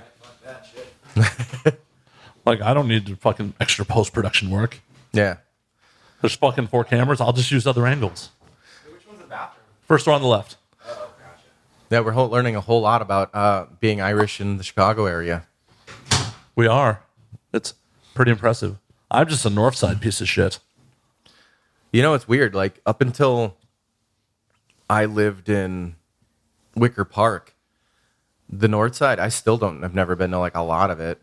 Like, when somebody will reference like Skokie or Winnetka, and I've been to those places once, and I'm like, yo, that was like a universal wave. It's a fucking hour away north from where we grew up. So, I mean, it was like that with me in the south side. Like, when I started working for the armored car company, that was in Broadview, and there was a bunch of south side guys that worked there. So I'd go out to drink with them and end up on stuff in like South Halsted and shit like that. Like, It's stomping grounds for me. yeah, it's just like, this is a whole nother fucking world for me. It's working class as fuck. Well, where I grew up on the north side was pretty fucking working class too. It's Yeah. not like I fucking grew up in Winnetka. Yeah, I'm just saying, but like down there is a whole different thing. Like, Oh, it was definitely a whole different thing. And we definitely did some hood rat shit down there. I believe it. Sent a friend of mine home with a very unattractive girl because it was her birthday. Nice. She just rolled up to us drunk as shit. She's like, it's my birthday. I want to get laid. And then me and another friend were like, we got you. And we just liquored up our third friend until he was in. Nice. I believe that 100%. Oh, it was great. And we were trying to do him a solid and trying to get him to go bang her in the bathroom so he didn't have to take her home. But no, his stupid ass ended up closing that bar, going to a 4 a.m. bar with her, and then taking her home. Yeah, that's the thing about. You ever been to Chicago? Yeah, of course. Yeah. Oh yeah, you did the Nine Inch Nails thing. Of course they went through there. I mean, I've been through there a bunch before that. Yeah. Yeah, dude. Been to Fucking- Chicago a bunch. bars basically don't close. Yeah, I like Chicago. It's fun. I like it part of the year. Yeah, I was. Yeah, unless it's like winter time. You know, I was then I'm back. a baby. I was back there. It's last month. I had to go. A friend died, and I went up there, and I was like, "Man, it's fucking beautiful here right now. This is nice. I could Yeah. do this again." And then I was like, "But wait, give it 2 months, and it sucks ass. It is the goddamn worst. It's hard. Fuck winter." And what I tell people that still live there all the time is like, don't suffer because your ancestors made a fucking mistake. Like, you can come west, go south, go anywhere else. Yeah, shit. I haven't lived there in 11 years, and I ain't about to come back now. Me neither. Oh, on the sending the girl home with our buddy, he tried to get out of it at one point because his roommate was with him. He's like, I gotta drive my roommate home. I'm like, I will drive your roommate back to Bolingbrook. I drove his roommate back to fucking Bolingbrook from the goddamn south side. Yeah, it's like what, 40 minutes? Yeah, it's 40 minutes after I've been drinking all night. Yeah. I lived out by O'Hare at that point. Oh Jesus, yeah, that's far. Yeah, as far as shit, just to make this girl's birthday wish come true. Nice. That's like one time. It's not the same thing, but it's fun that when like people do. He basically said that for, that they hooked his buddy up with a drunk chick that like they facilitated their banging. She was not an attractive woman, but it was her birthday, so we felt like it was our duty to hook it up. That's sweet of you. I was drunk and mischievous. Like, it's just how I roll. It's really sweet of you. Not the same thing, but kind of the same thing. When I was living in New Orleans, at the time, I was living. My girlfriend and her best friend had a house, and they knew that they were moving out and breaking up out of the thing. Like their lease was ending, and they knew that they were moving out. So me and her boyfriend moved in too. So it was the four of us living in the house, and it was fine. It was this big ass house, uptown New Orleans, and Nick had some friends in town that were crashing at the house. And so we took them out drinking all night, and they were having this like, they were all over each other all fucking night, just like, and we were like, well, there's no way we're gonna let this happen. We're just gonna fuck with them all night. And so we got back, and they're like clearly ready to fucking go at it. They're just waiting for us to go up in our bedrooms and just go to sleep. We cooked an entire pound of fucking bacon. We sat down on the couch and watched the entire movie of The Empire Strikes Back, eating bacon sandwiches. And these two people want nothing more than to rip each other's clothes off. And we're just like, this is fucking awesome. You enjoying your sandwich? They're like, yeah, this is great. And they knew exactly what we were doing because they didn't have anywhere else to go. See, you can't pull that shit with my circle of friends. We would have just fucked in front of you. Yeah, well, I don't hang out with porn people, so it's a whole different thing. Hey, I'm just saying. I mean, For sure. future reference, if someone tries to cock block me like that, you're just going to see my dick. Welcome to Hollywood. Yeah. I mean, for fuck's sake, I've told this story on air a bunch of times. Like the hookup in Japan where the person I was sharing the room with went for one cigarette while we were fucking and came back. And I'm like, well, enjoy the show then. They just sit there and watch. I wasn't paying attention to him. I mean, it is what it is, I guess. Yeah.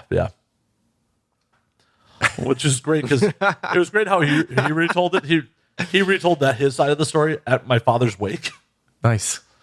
And he's like, no, I smoked like a whole fucking pack and you guys just kept going at it. I'm like, no, man, you were gone for like a cigarette. There's no way you were gone any longer than that. I mean, Either way, it was just Got to hear both sides. got to hear both sides. Somewhere in the middle was the truth. I mean, I was also really drunk, so it may have been longer than my perception of time. As we can tell, my perception of time when I'm drunk is a little off. sure. Hopefully. I mean, I time traveled last night. Yeah, last night was a long one. Yeah, I went from jumbos to a bathroom floor. No in between. Just So through when you space and texted me time. this morning, were you hoping that I would say like I couldn't make it? No, not at all. No, we were doing this for sure. Okay.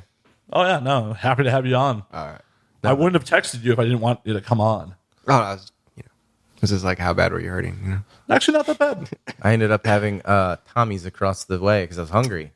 Me and Jack were talking about that. That is the time to have Tommy's. You know? Yeah, it was interesting. I'm glad I did it, but I wasn't Soaks glad. it up. I wasn't glad for the heartburn that followed with it. And Yeah. I don't know, like, are you into food? Like, do you like? I mean, I like food. I'm not like a big Tommy's guy though, honestly. Like, I'm obsessed with food, so I'd like, Probably not like that. I like it though. It's good. and I'm like on this search for if there's anything I think of Southern California, it's burgers. I just think that you guys like really perfected how to do it. Like, I like the griddle burger of the Midwest, and there's like Juicy Lucy's and all that other shit, but like a classic American burger was pretty much perfected out here. I I think mean, I'm not like a big burger guy, but I mean, In-N-Out's good enough for me. I fucking hate In-N-Out. See, like I'm not Well, that big of a but- foodie. So you also understand why we like In-N-Out now? Yeah, because it's cheap. Right.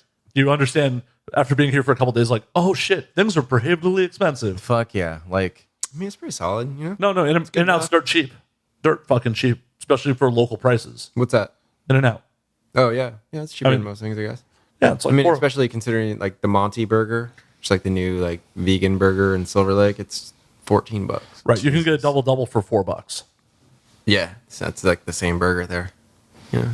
yeah, I mean, I really want to go to, I wanted to go to Apple Pan while I was here, but I just don't think it's going to happen because it's like across is it like West Hollywood or something? No, it's on the west fucking side. It's in. Check out some Mexican food while you're here. Yeah, I haven't had tacos yet. I really want to get tacos. That's what we should have done last night. We should have walked from because we could have easily gone down Western to Sunset and hit the fucking taco truck. Yeah, I haven't had tacos since I've been here. Then again, I probably was in no shape to communicate that be in line in a taco truck in public. Yeah, no. There's no way you would have made it. Absolutely not. Maybe tonight. Maybe tonight. Yeah, I'm not getting all screwed up again tonight. I got a meeting at like 8:00, and I guess I'm gonna eat there. When I leave, when we're done with this, I'm definitely gonna eat something though, because I'm starving. I haven't had anything to eat yet today, other than some handfuls of granola and some Metamucil. It's a solid meal. I've been honestly just Lot of trying fiber. not to. Yeah, that's It is all fiber. story of my life. Travis, did you have an old man meal today? Because that's what that sounds like. I haven't had shit yet today. I had some coffee. That's about it. Coffee and a couple beers. Nice. A couple bong loads. Was it? Fucking. I ate a pound and a half of pork chops. I mean, hey, why not? One in Rome. How I roll, man. Took him to his first Korean barbecue the other night. Where'd you guys go? Road to Seoul. Nice. Place is good.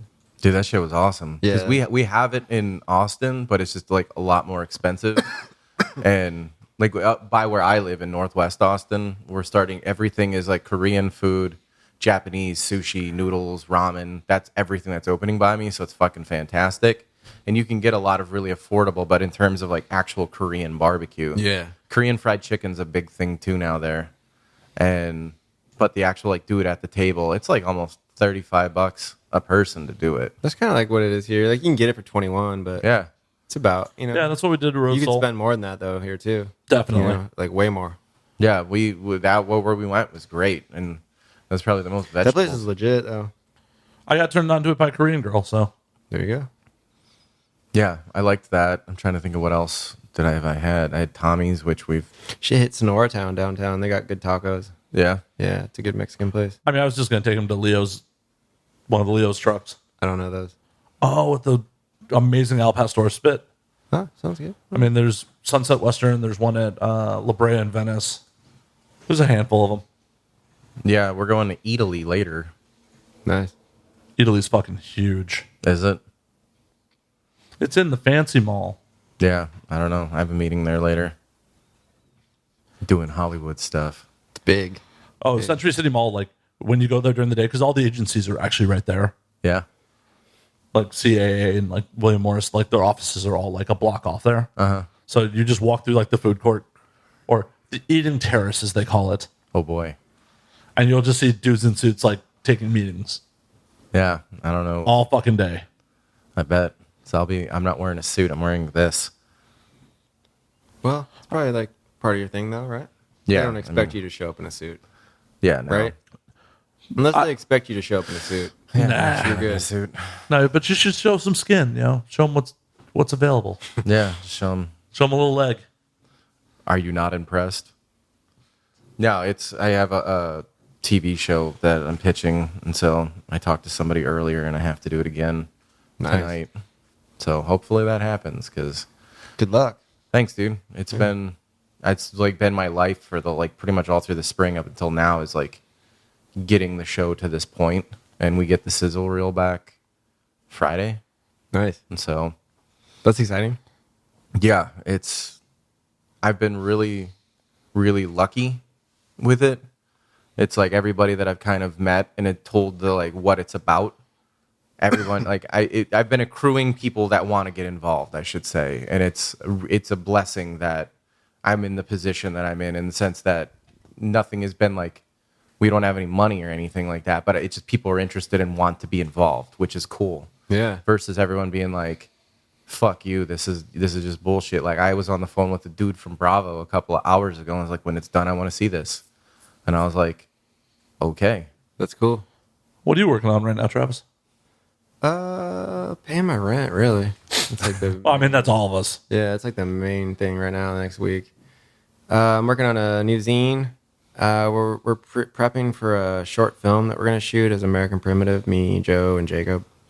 It's like our first thing with like real actors, I guess. The dude Donna L. Logue, he was in the Mark Lanigan video. He used to be Jimmy the Cab Driver on MTV. Yeah, dude. He like wrote this short script, and we're gonna shoot that. We were supposed to be this next week, but he got like a movie, so now it's like next month or something. But we've been just trying to like learn shit because it's our first thing with like real actors. So usually we just like wing it. Yeah. And it's just us, so it works. But we gotta like know what we're doing this time. So I really like that guy. he's great, man. He did like a sitcom on Fox for a while. Yeah, Grounded for Life. Yeah, that show was cool. I liked that I show. don't know if I've seen that. It was pretty funny. He played He's the in dad. Blade. Yeah, he was He's in Blade. He was on Sons of Anarchy also. Oh, that's right. Yeah, he was. Yeah. And Gotham. I've never seen Gotham. Yeah, he's I'm like one of okay the with- cops. I'm okay with not seeing Gotham. I like him in it though. He's good. He's good. I think he's on Law and Order too, maybe. Yeah, so he's like a working guy. Yeah, it's like our first thing with it. And then the other dude in it is this dude Jill, and he gets naked in the Sex and the City movie. So like every mom and grandma like loves that dude.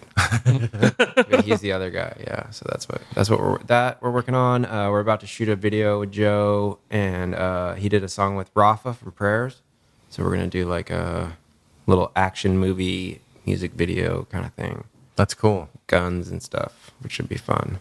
I think that's about it, really. Prayers is like the Mexican cholo, like rapper, Cholo goth goth. shit. Yeah, yeah. San Diego, yeah. Yeah, I know exactly what you're talking about. I saw Yeah. a special on them on Vice. Yeah, they're cool. They're funny dudes. Isn't Kat Von D married to that guy? Yeah, Yeah. he married her. That's fucking. He got Marilyn Manson's sloppy seconds. I mean, I mean, that's a W, dude. Like, I vicariously slept with Marilyn Manson. Yes. she's had a lot of boyfriends that are in the sphere. She dated Nikki Sixx even. Wasn't she with Steve-O for a while too? I think so. She had a couple of like really.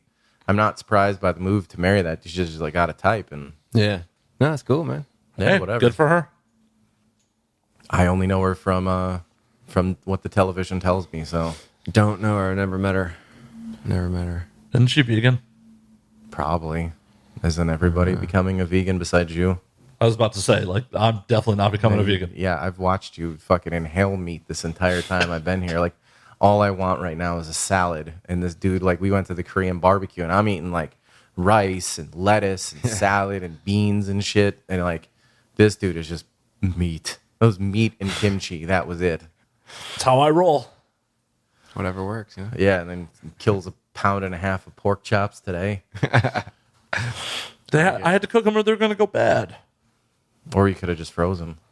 Who wants frozen meat? I'm just saying. Sometimes you just got to do it, man. Yeah, I just ate it. Yeah. Sometimes you got to. Rolled in here and I was like, what's that smell? And I look in, he's just sitting there with fucking a big ass thing of Sweet Baby Ray's just going to town. Watching some dudes beat the shit out of each other. I was watching the most controversial moments in MMA history. Thank you. How was it? It passed the time. Yeah. Anyone die? No, sadly. Just a lot of John Jones poking people in the eyes. I don't know John Jones. Do you watch the UFC? I don't know shit about that. No, me neither. He was wincing when I was knocking people out in a video game. I was like, yo, because he was doing some moves to these dudes, and I'm like, holy shit, if I saw something like that happen to me in real life, I'd just be dead. Yeah. Like, so he did some like back suplex thing to a guy, and his like neck went all fucking crazy. I was like, yo, if you did that shit out in the streets, man, somebody would be in a fucking wheelchair, dog. Yeah. I mean, people have definitely been knocked out from slams like that in real life. I bet. I'd also not want some fucking trained killer up there jumping off the wall of a cage, punching me in the fucking head, getting some gravity on you, and you're like, Have you ever seen the Showtime kick? no, I don't know what you're talking about. Oh, I got to show you this. This is like one of the craziest cage highlights. I like boxing. Because we just stopped recording audio. Well, as what we were watching, as the kids say, you got knocked the fuck out. The fucked up part is that didn't actually finish the fight. No, No. that would have finished my fucking life, let alone a fight. Yeah. So we had some brief technical difficulties, but what I just showed Robert and Travis was the Showtime kick, where Anthony Pettis comes off the fucking cage. Why is it Showtime? He's Anthony Showtime Pettis. Oh.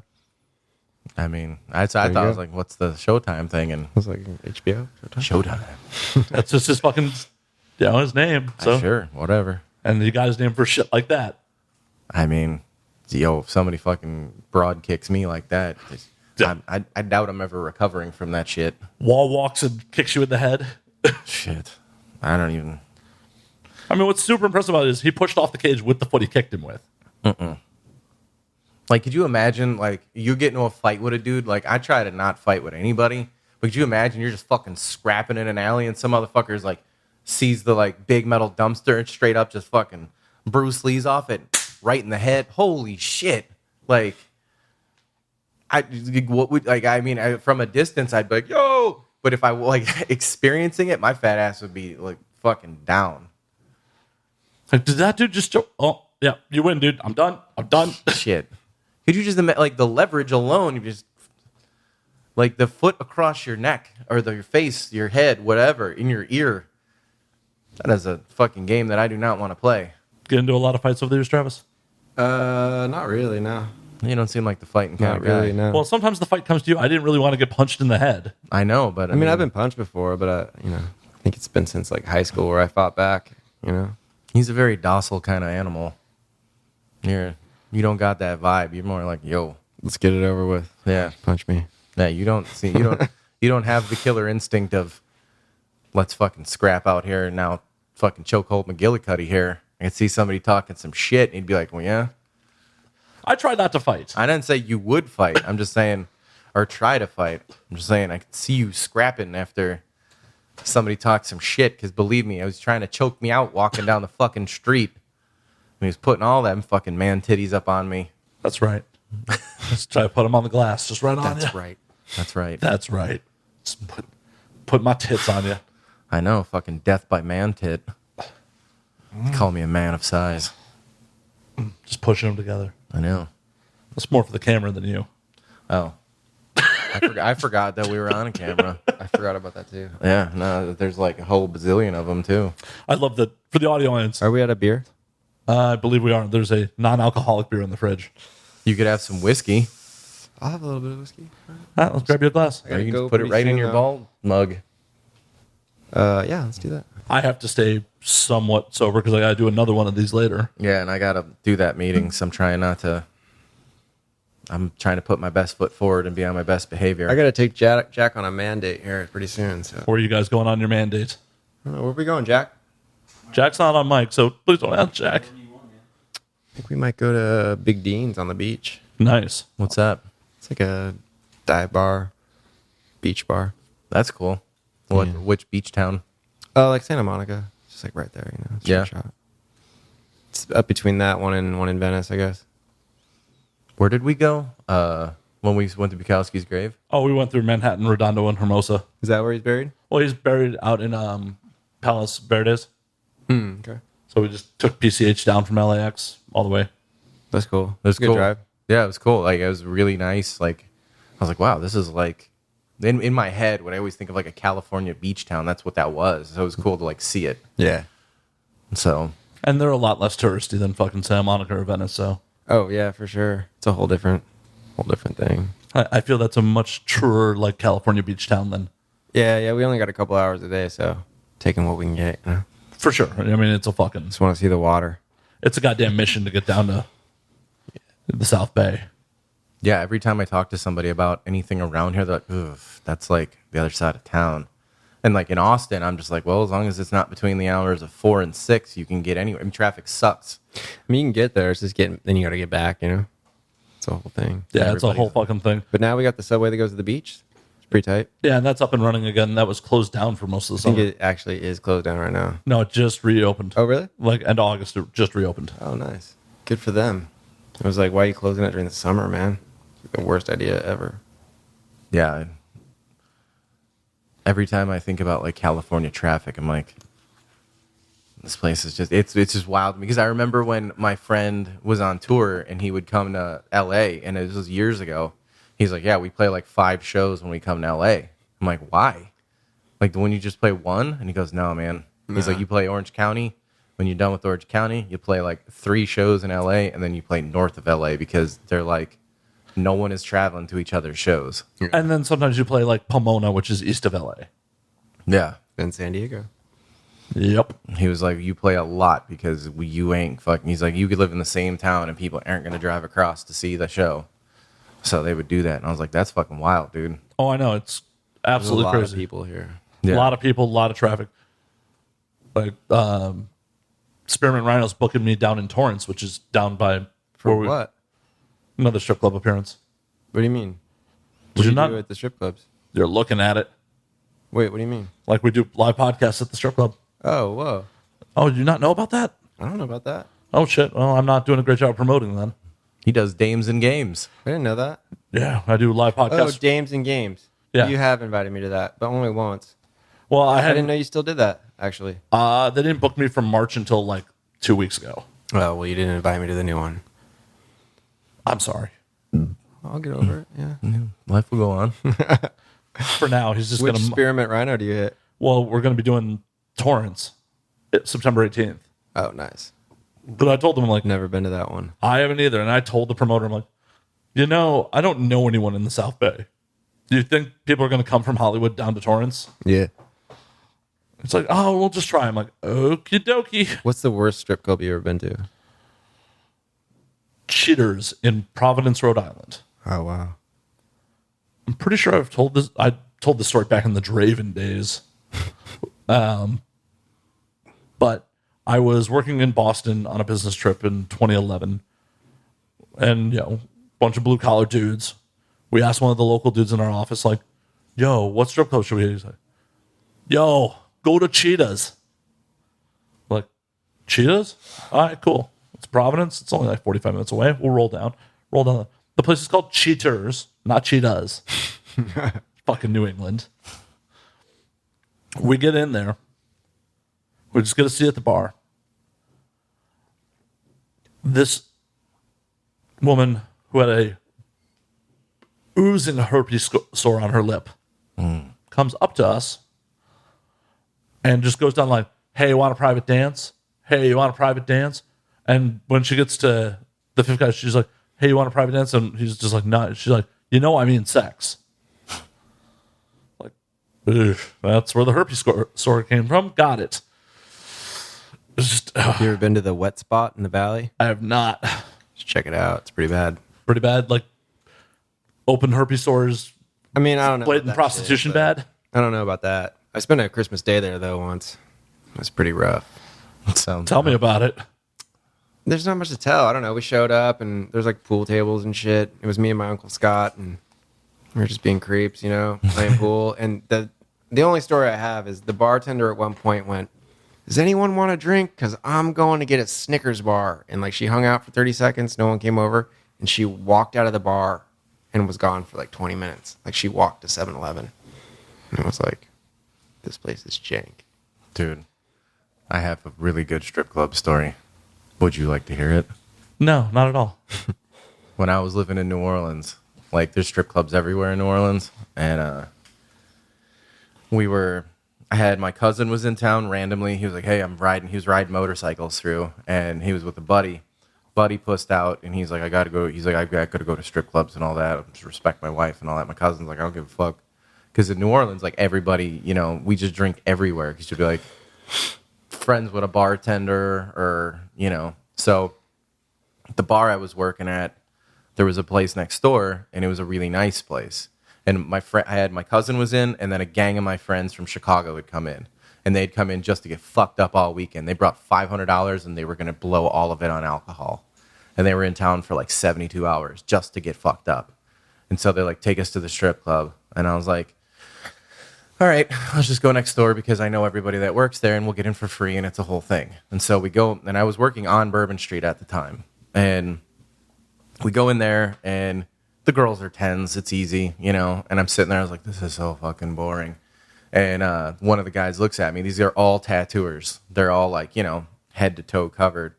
And my friend's like falling in love with this like Latina chick. And he's like, oh, she's so hot. I want to get a lap dance from her. I was like, that's fine. Do that thing. And the other dude's like, come on, bro. Take us to real New Orleans shit. And I was like, I'll take you to real New Orleans shit. You done with this? Because this fucking sucks. It's just a strip club. It's whatever. It's every pretty girl wanting to sit in your lap that everybody else has done. And I was like, are you ready?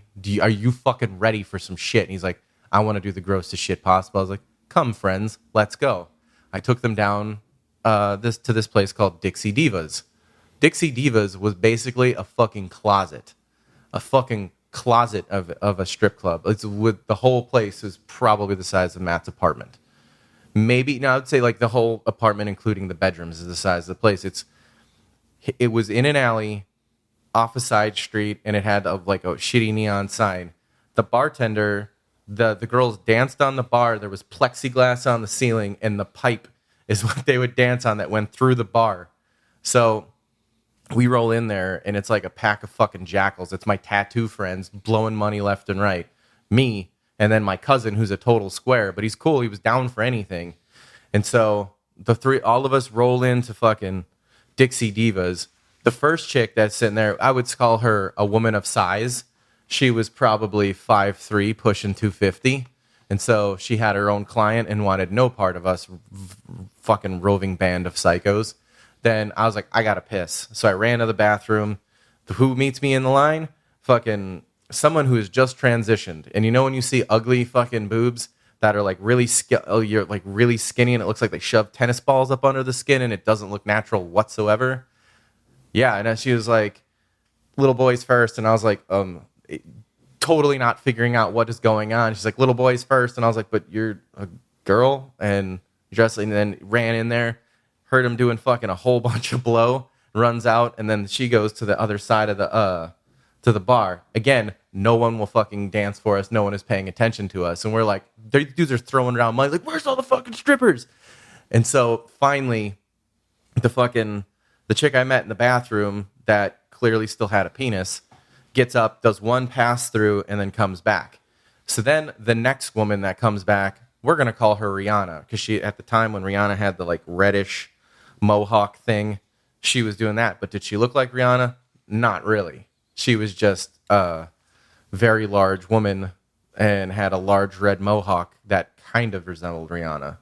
And so she gets in there, and she's like, up for anything. And eventually one of my friends, Andrew, she was like getting herself prepared for us, was like, fuck it, I'm gonna dance. Gets his completely down into his underwear and starts dancing on the pole. And the bartender's like, you gotta get down for it. He's like, fuck you, and he threw money at her.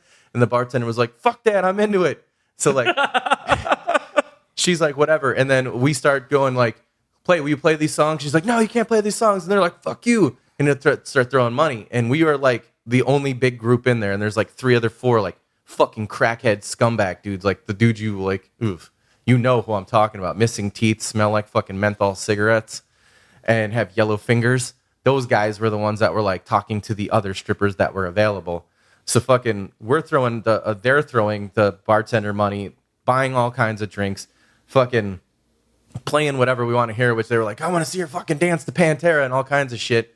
And she's like, fuck it. I mean, I've lost control of this ship, and the only thing now is I'm going to make all my money for the month tonight, because it's like 6 dudes that came with $500 to blow.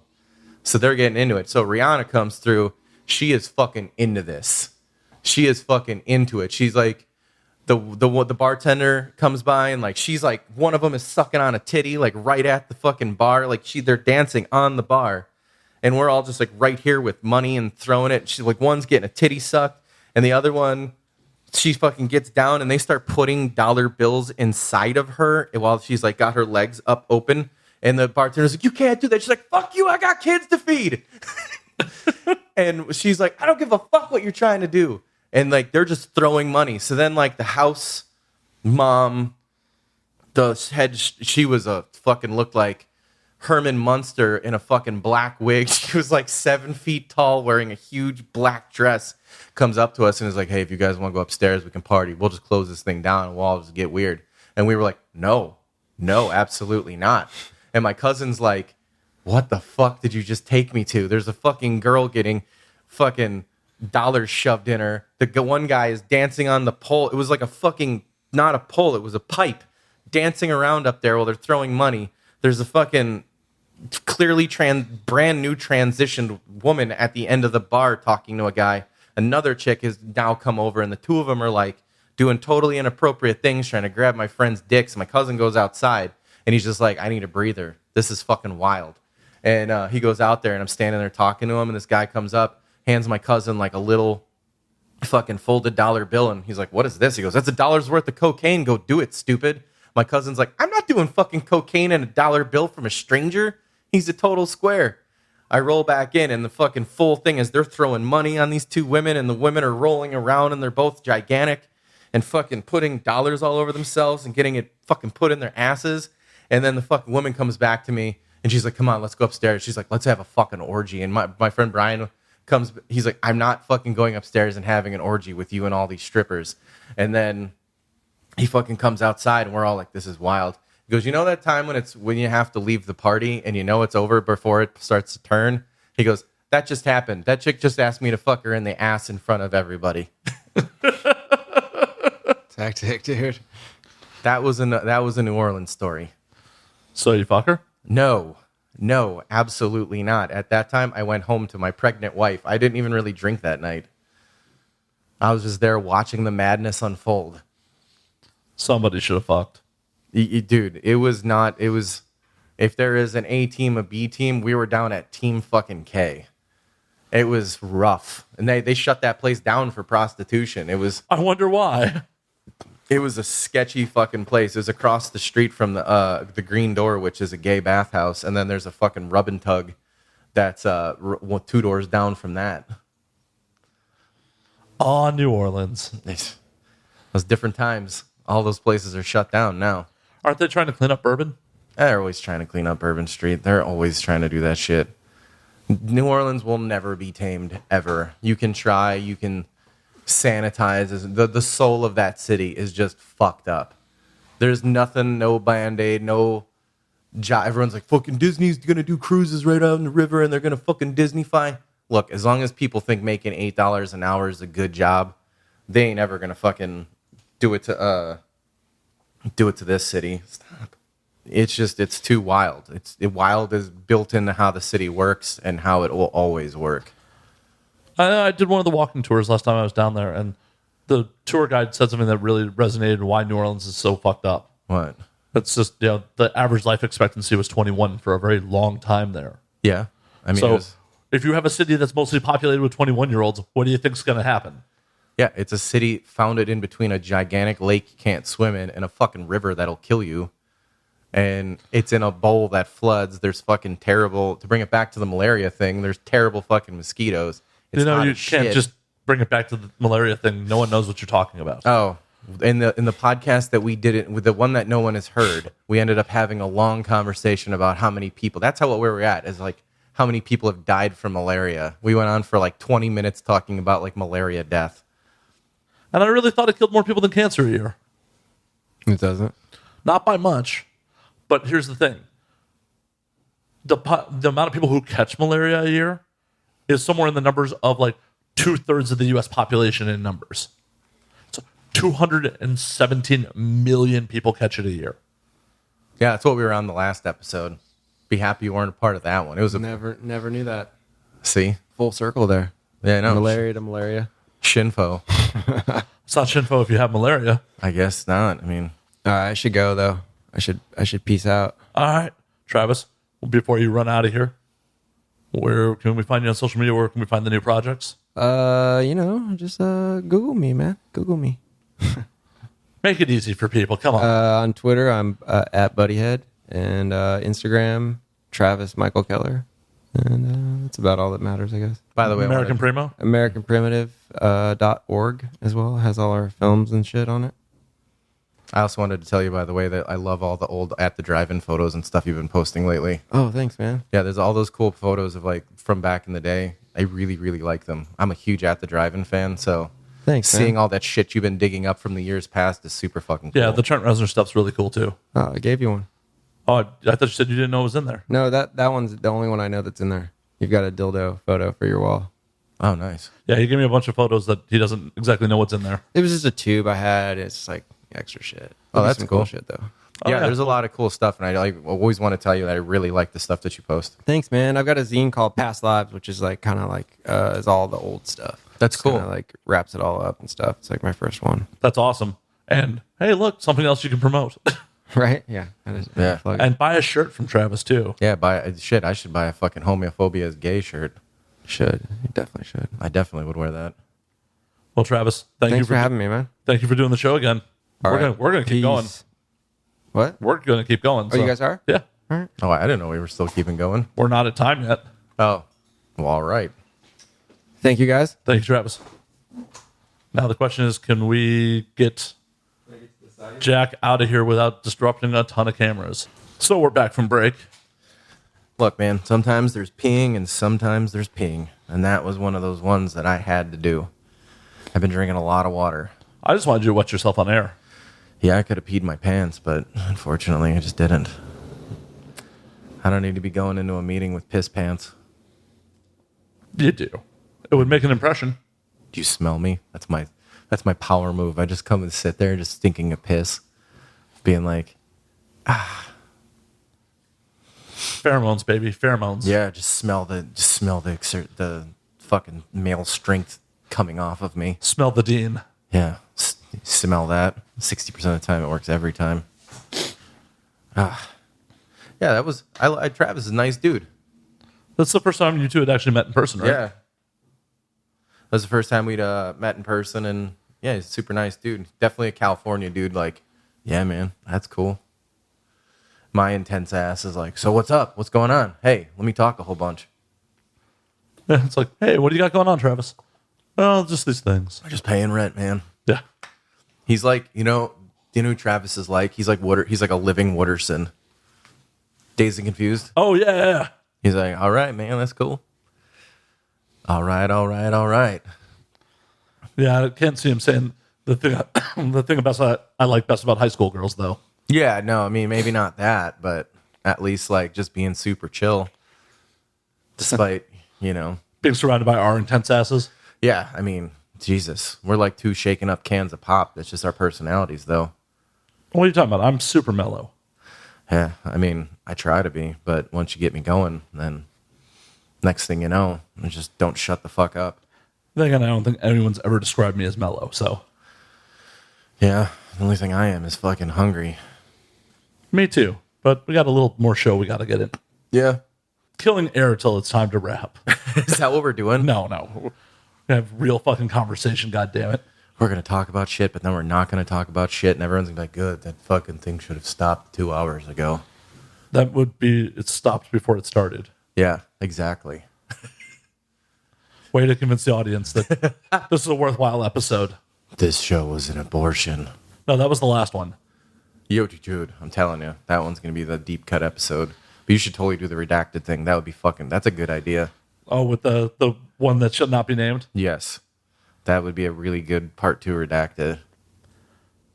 The only problem with that one is I think I don't know if I have the separate audio files for it. Like, I think I just have a rendered audio file for it. Well, I mean, you just put a little, I guess, maybe put a little work in there because you have to cut it up, maybe. I don't know any of that works. It's all magic to me. I might be able to make it happen. I also can look and see if I actually have chopped up audio, like the actual separate tracks for it. I'm a complete fucking neophyte when it comes to these things. Like, whenever I have to learn new technology, like, I can eventually kind of figure it out. But in the long run, I'm like, do I really need to know how to do this? Kind of happens with everything in my life when people have these like really fancy programs and they're like, yeah, I fucking catalog all my writing. I can move around note cards. I'm like, I just use Word. I use Word and I move it into Google Docs and that's it. I think I may be able to actually fucking chop it up. Yeah, dude, I'm telling you, that'd be a good one. Get Brandon back in the fucking in the saddle. I would really like to hear that. I would like to hear him tell wild stories and then, you know, if only he had the assault, that would be better. But I also got to see if he, talks about his dad by name in it. Well, no, you could just beep it out. That'd be even funnier. Yeah. Just have to beep that out, beep out the name of his movie, because we definitely talked about that. Yeah. You probably just have to put a little work into it, but... just what I have time for, more fucking production work. Sometimes it's like that. It's often like that. But I have UFC to be playing. Yeah. I mean, you do have that, but... Who wants to sit there and beat up strangers on the internet? This fucking guy. Yeah. I watched him play it for a good couple of hours the other day. It wasn't a couple of hours. It was like 2 hours. Like an hour and a half. Yeah, I mean, you clearly super into it. Like he'd do something, he'd be like, look at this, check this out. I'm just gonna beat the shit out of this guy. And then he'd like look at me like a proud child, like, look what I did. Hey, you were impressed when the fat man flew off the cage. Yeah, his character's a big fat guy with green dreadlocks. I mean, it is impressive, but... It's just ridiculous. I made a character that was supposed to be intentionally ridiculous looking just to piss people off. Throw them off the scent. Well, just to, like, I lost to that fucking thing. Lo and behold, you're a fucking nerd who plays the game every day and just demolishes them. I don't play every day. You don't play every day? Mm-mm. Oh. Like, up until yesterday, I hadn't played in a week. Oh. I don't think the only things I do every day are, like, jerk off, sleep, and read. Have you jerked off in my apartment? No. You can tell the audience if you had. No, I didn't. I'm kind of a creature of habit in that respect. I mean, open spaces, like, I'm a real, again, like, creature of habit. So you jerked off on the roof? Open spaces? No, I like closed spaces, and it's kind of like one of those anxiety things, and that's why I like my office so much. My office is like my favorite place in the world because it's small and it's mine, and it's like why they have weighted blankets and stuff for us, and it has to be in my own little space. And even if I had a whole house to myself, I'd still be the one that's like locks yourself in like a closet to be alone. So what are you jerking off to these days? Fucking pictures of you. Well, thank you. At least somebody is. I mean, pictures of you, pictures of long, I don't know. I was going to just start saying a bunch of weird shit like fucking piles of bodies, but that's, I was going to go that route, but I don't know. We all got our ticks, I guess. Ever jerk off to the wife? I prefer not to answer. I prefer not to answer about my jerk-off habits. Aww.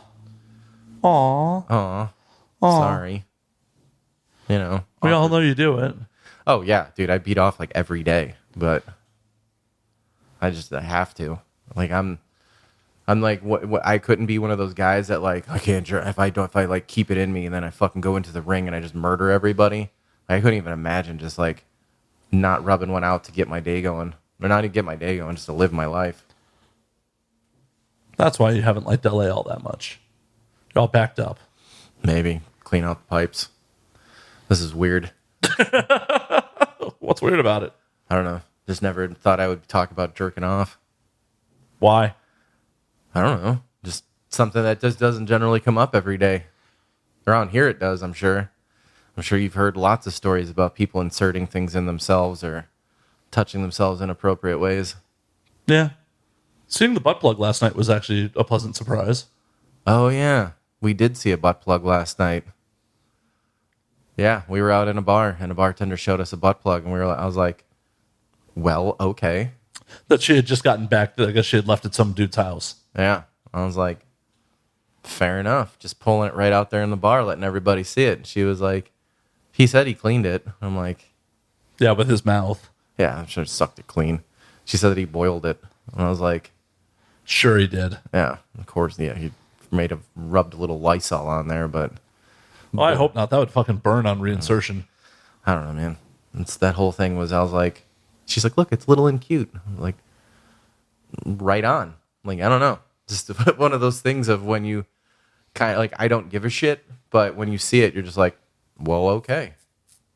You know, they make ones that have furry tails on them. Are you serious? Uh-huh. I mean, I'm not surprised. Like a raccoon tail hanging out of your ass. Rabbit fur. Dude, people are weird. What's so weird about that? I don't care. I'm just like, the things that people think of just never ceases to amaze me. If you think, oh, Jesus, there's cat ears.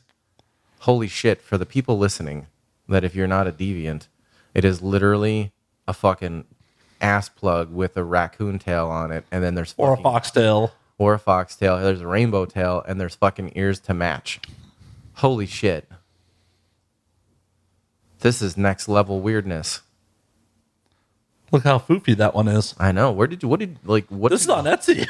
Oh, Jesus. It's on fucking Etsy. I didn't know that Etsy had its own butt plug shops. I mean, they do have everything on Etsy. There's like a whole, man, that looks like That's a piggy butt plug. that's a what? Pigtail butt plug. Oh, I thought that the other side goes in. I was like, whoa, how does that work? Nope. But that's still... That is definitely a pigtail. It's for the audio audience and possibly the video audience. I haven't decided if I'll edit this into the video. It is a bright pink butt plug with a corkscrew like pig's tail coming out of the other end of it. I'm just staring at this, just wondering like what life must be like with pure wonderment. That's a really long tail. And it's posable. It's a posable cattail butt plug. Wow, that's a large butt plug too. That's like not like what we saw last night was just a little guy. That's like a full blown like fucking colon smasher. Holy shit, that's a long fucking tail. Holy God, that's like it's 40 inches. It's over 4 feet long or 3 feet long. That's a 3 foot long tail on an ass plug. This is what the conversation has devolved into. Us looking at fucking furry butt plugs. Oh, we should definitely read the reviews. Okay. There's reviews. I'd like to hear one. This is a 4-star review. Great item and good length. Very fluffy and long enough for those with a little more fluff themselves. The plug was so much smaller than I expected. I ordered the small silicone clip-on. For reference, about as wide as a quarter, and the insertable length is about as long as my thumb. The clip did pop off when I pulled it out of the bag, but nothing some super glue can't fix. Something to keep in mind if you're a little aggressive. Discreet packaging and UPS store pickup required. Definitely would recommend. I mean, butt plug connoisseurs bonding over their experiences. I'll buy that for $1. I love the color of this tail and has some stuffing inside which makes it pleasant and sturdy to hold and tug. Very durable and shipped quickly. I don't even know what life is anymore. We're down the rabbit hole of furry butt plug tails. I mean, if there was anything in today that I was not expecting to learn about or talk about, this would be at the top of my list. Here's a puppy dog one. Dude, that just looks like a fucking, man. Like, if you saw the bulbous fucking thing on that, that just looks like it would hurt. I mean, you got to be an experienced, like, you got to have some, what the fuck is that? Which one? I just saw like a really like a face of somebody that she just has like really pale and really yellow hair. Like she just doesn't look real. And she has a furry butt plug. And she looks pale with bright white hair and light makeup. And this looks like an anime character, essentially. I think that's what she's going for. And going for not looking like a human and succeeding. Someone definitely wrote the wrong review. Someone put a review of a walking stick in here. Now I'm going to look on my phone, and I'm going to see if there's anything weird on Etsy that I can see immediately. What's this? Let's see here. Now people are going to look at Etsy and be like, what are you looking up? Let's see my like past history. Okay, here we go. Slave collar leather day. Let's see what the reviews on this are. I'm just curious now about like reviews on stuff. So what kind of butt plug would you buy for your lover?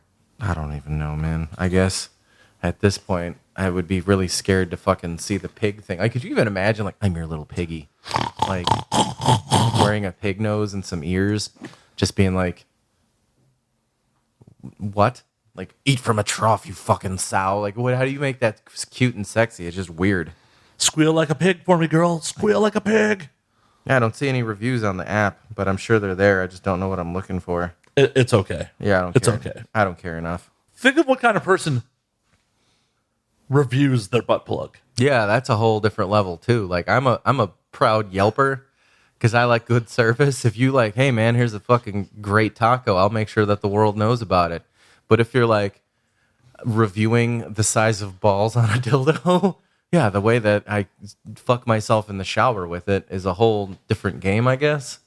But you got to be really proud of like what you just paid good money for to review your foxtail butt plug. Especially like, it takes a good tug. Like, oh, good. Okay, cool. Thank you for the stress test analysis. Right? What? Like, where are we at with this? Like, I don't know. Shit is weird. Everything is just weird now. I mean, I'm not kink shaming people. I'm review shaming.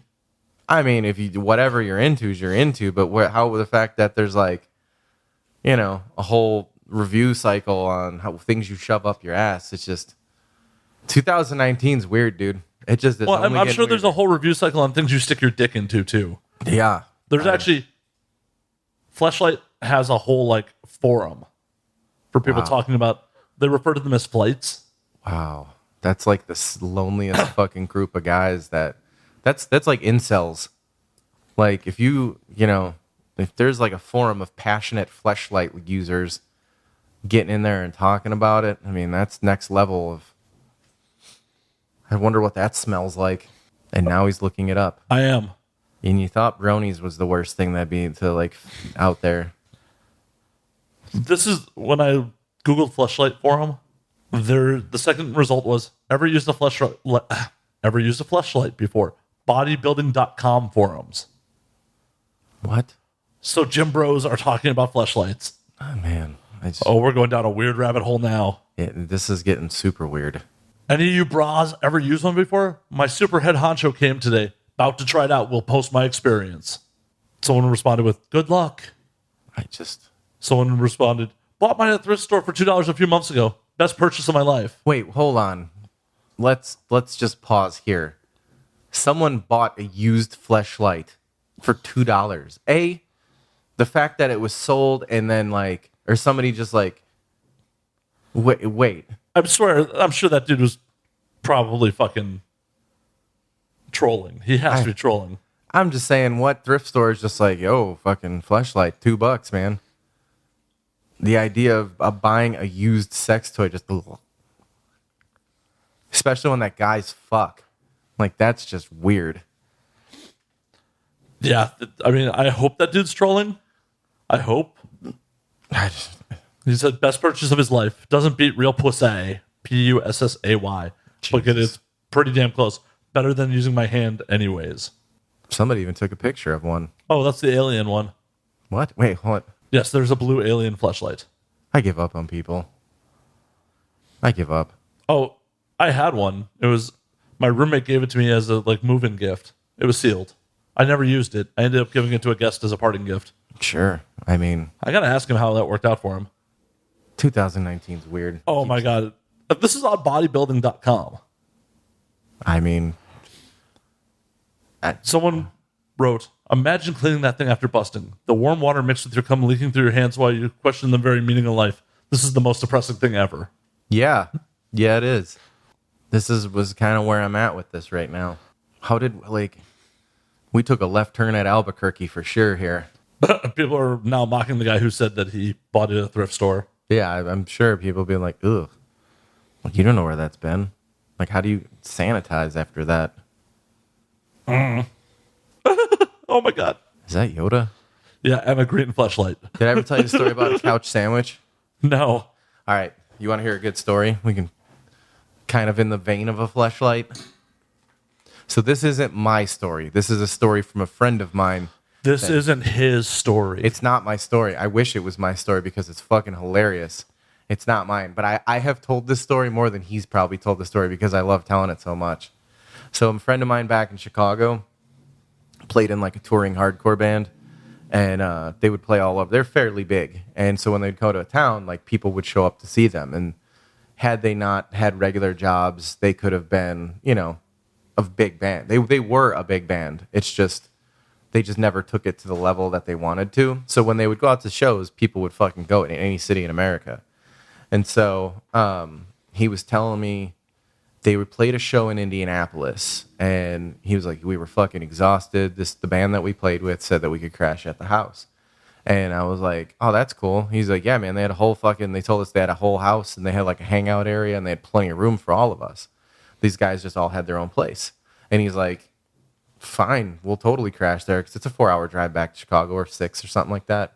And he's like, we're all wiped out and we're tired and we're sitting there, and a couple of the guys are like playing video games on the couch. He's like, what they had was a converted garage that was like really big, and they turned it into like this hangout place where people could fucking crash when bands were on tour. And he's like, it was big. There was couches and places to sleep. There was a kitchen. He's like, it was a whole thing. It was like an apartment in the garage that they converted. And I was like, that's cool. He's like, so we're sitting there, and fucking dude, like, just as easy as you would go, hey, I'm gonna get a sandwich, do you want a sandwich or something like that? And they're all sitting there post show, everybody's wiped out, some people are smoking joints or having a couple of beers, a couple of guys are playing video games and stuff. One of the guys are crashing, looks at the other guy and goes, hey man, I'm gonna get a couch sandwich, are you cool with that? And he goes, yeah dude, fine, get a couch sandwich, I'm into it, let me get it after you. So my friend he's like, I'm just sitting there, minding my own business, because I don't know what the fuck a couch sandwich is. He's like, I see this dude go over to the kitchen and just start going to work. He gets 2 Ziploc bags and starts filling them with water. I'm like, what the fuck is this guy doing? So this dude gets 2 Ziploc bags, duct tapes them together, fucking comes back with 2 duct taped together plastic bags full of water, and he like taped up the zip part of it. He's like, it was a really impressive way that he did it. It was clearly had a system. He fucking takes out some lube or some petroleum jelly and starts putting it all on the inside.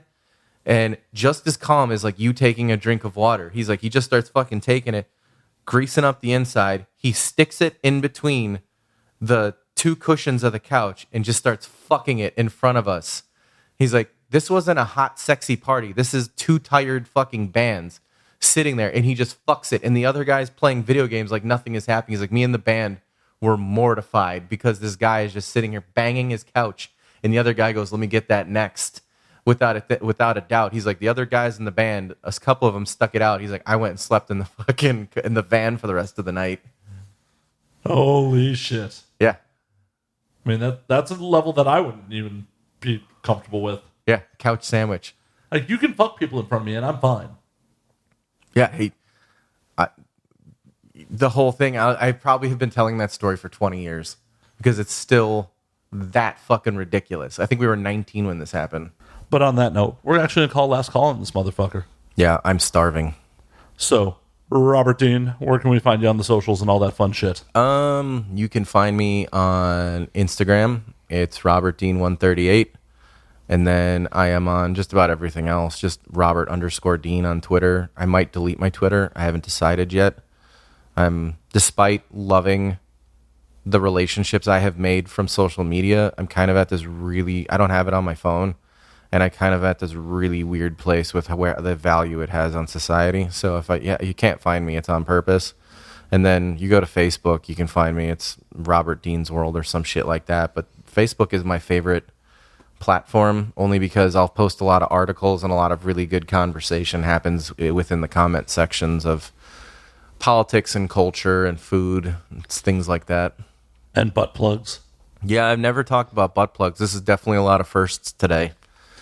That's how we roll on this show. Yeah, usually when people ask me to come on, it's always either let's talk about food, let's talk about writing, let's talk about politics, or let's talk about some kind of cultural issue. So butt plugs are a cultural issue, sir. This is easily the only time on any podcast I've ever talked about a lot of shit that I've talked about. So somebody's usually like, can we talk about this thing about traveling? Or what is this like? Here's a cultural touchstone. Would you please expound on that for a while? And now I can be like, I just talked about butt plugs tonight. Furry butt plugs. Furry butt plugs.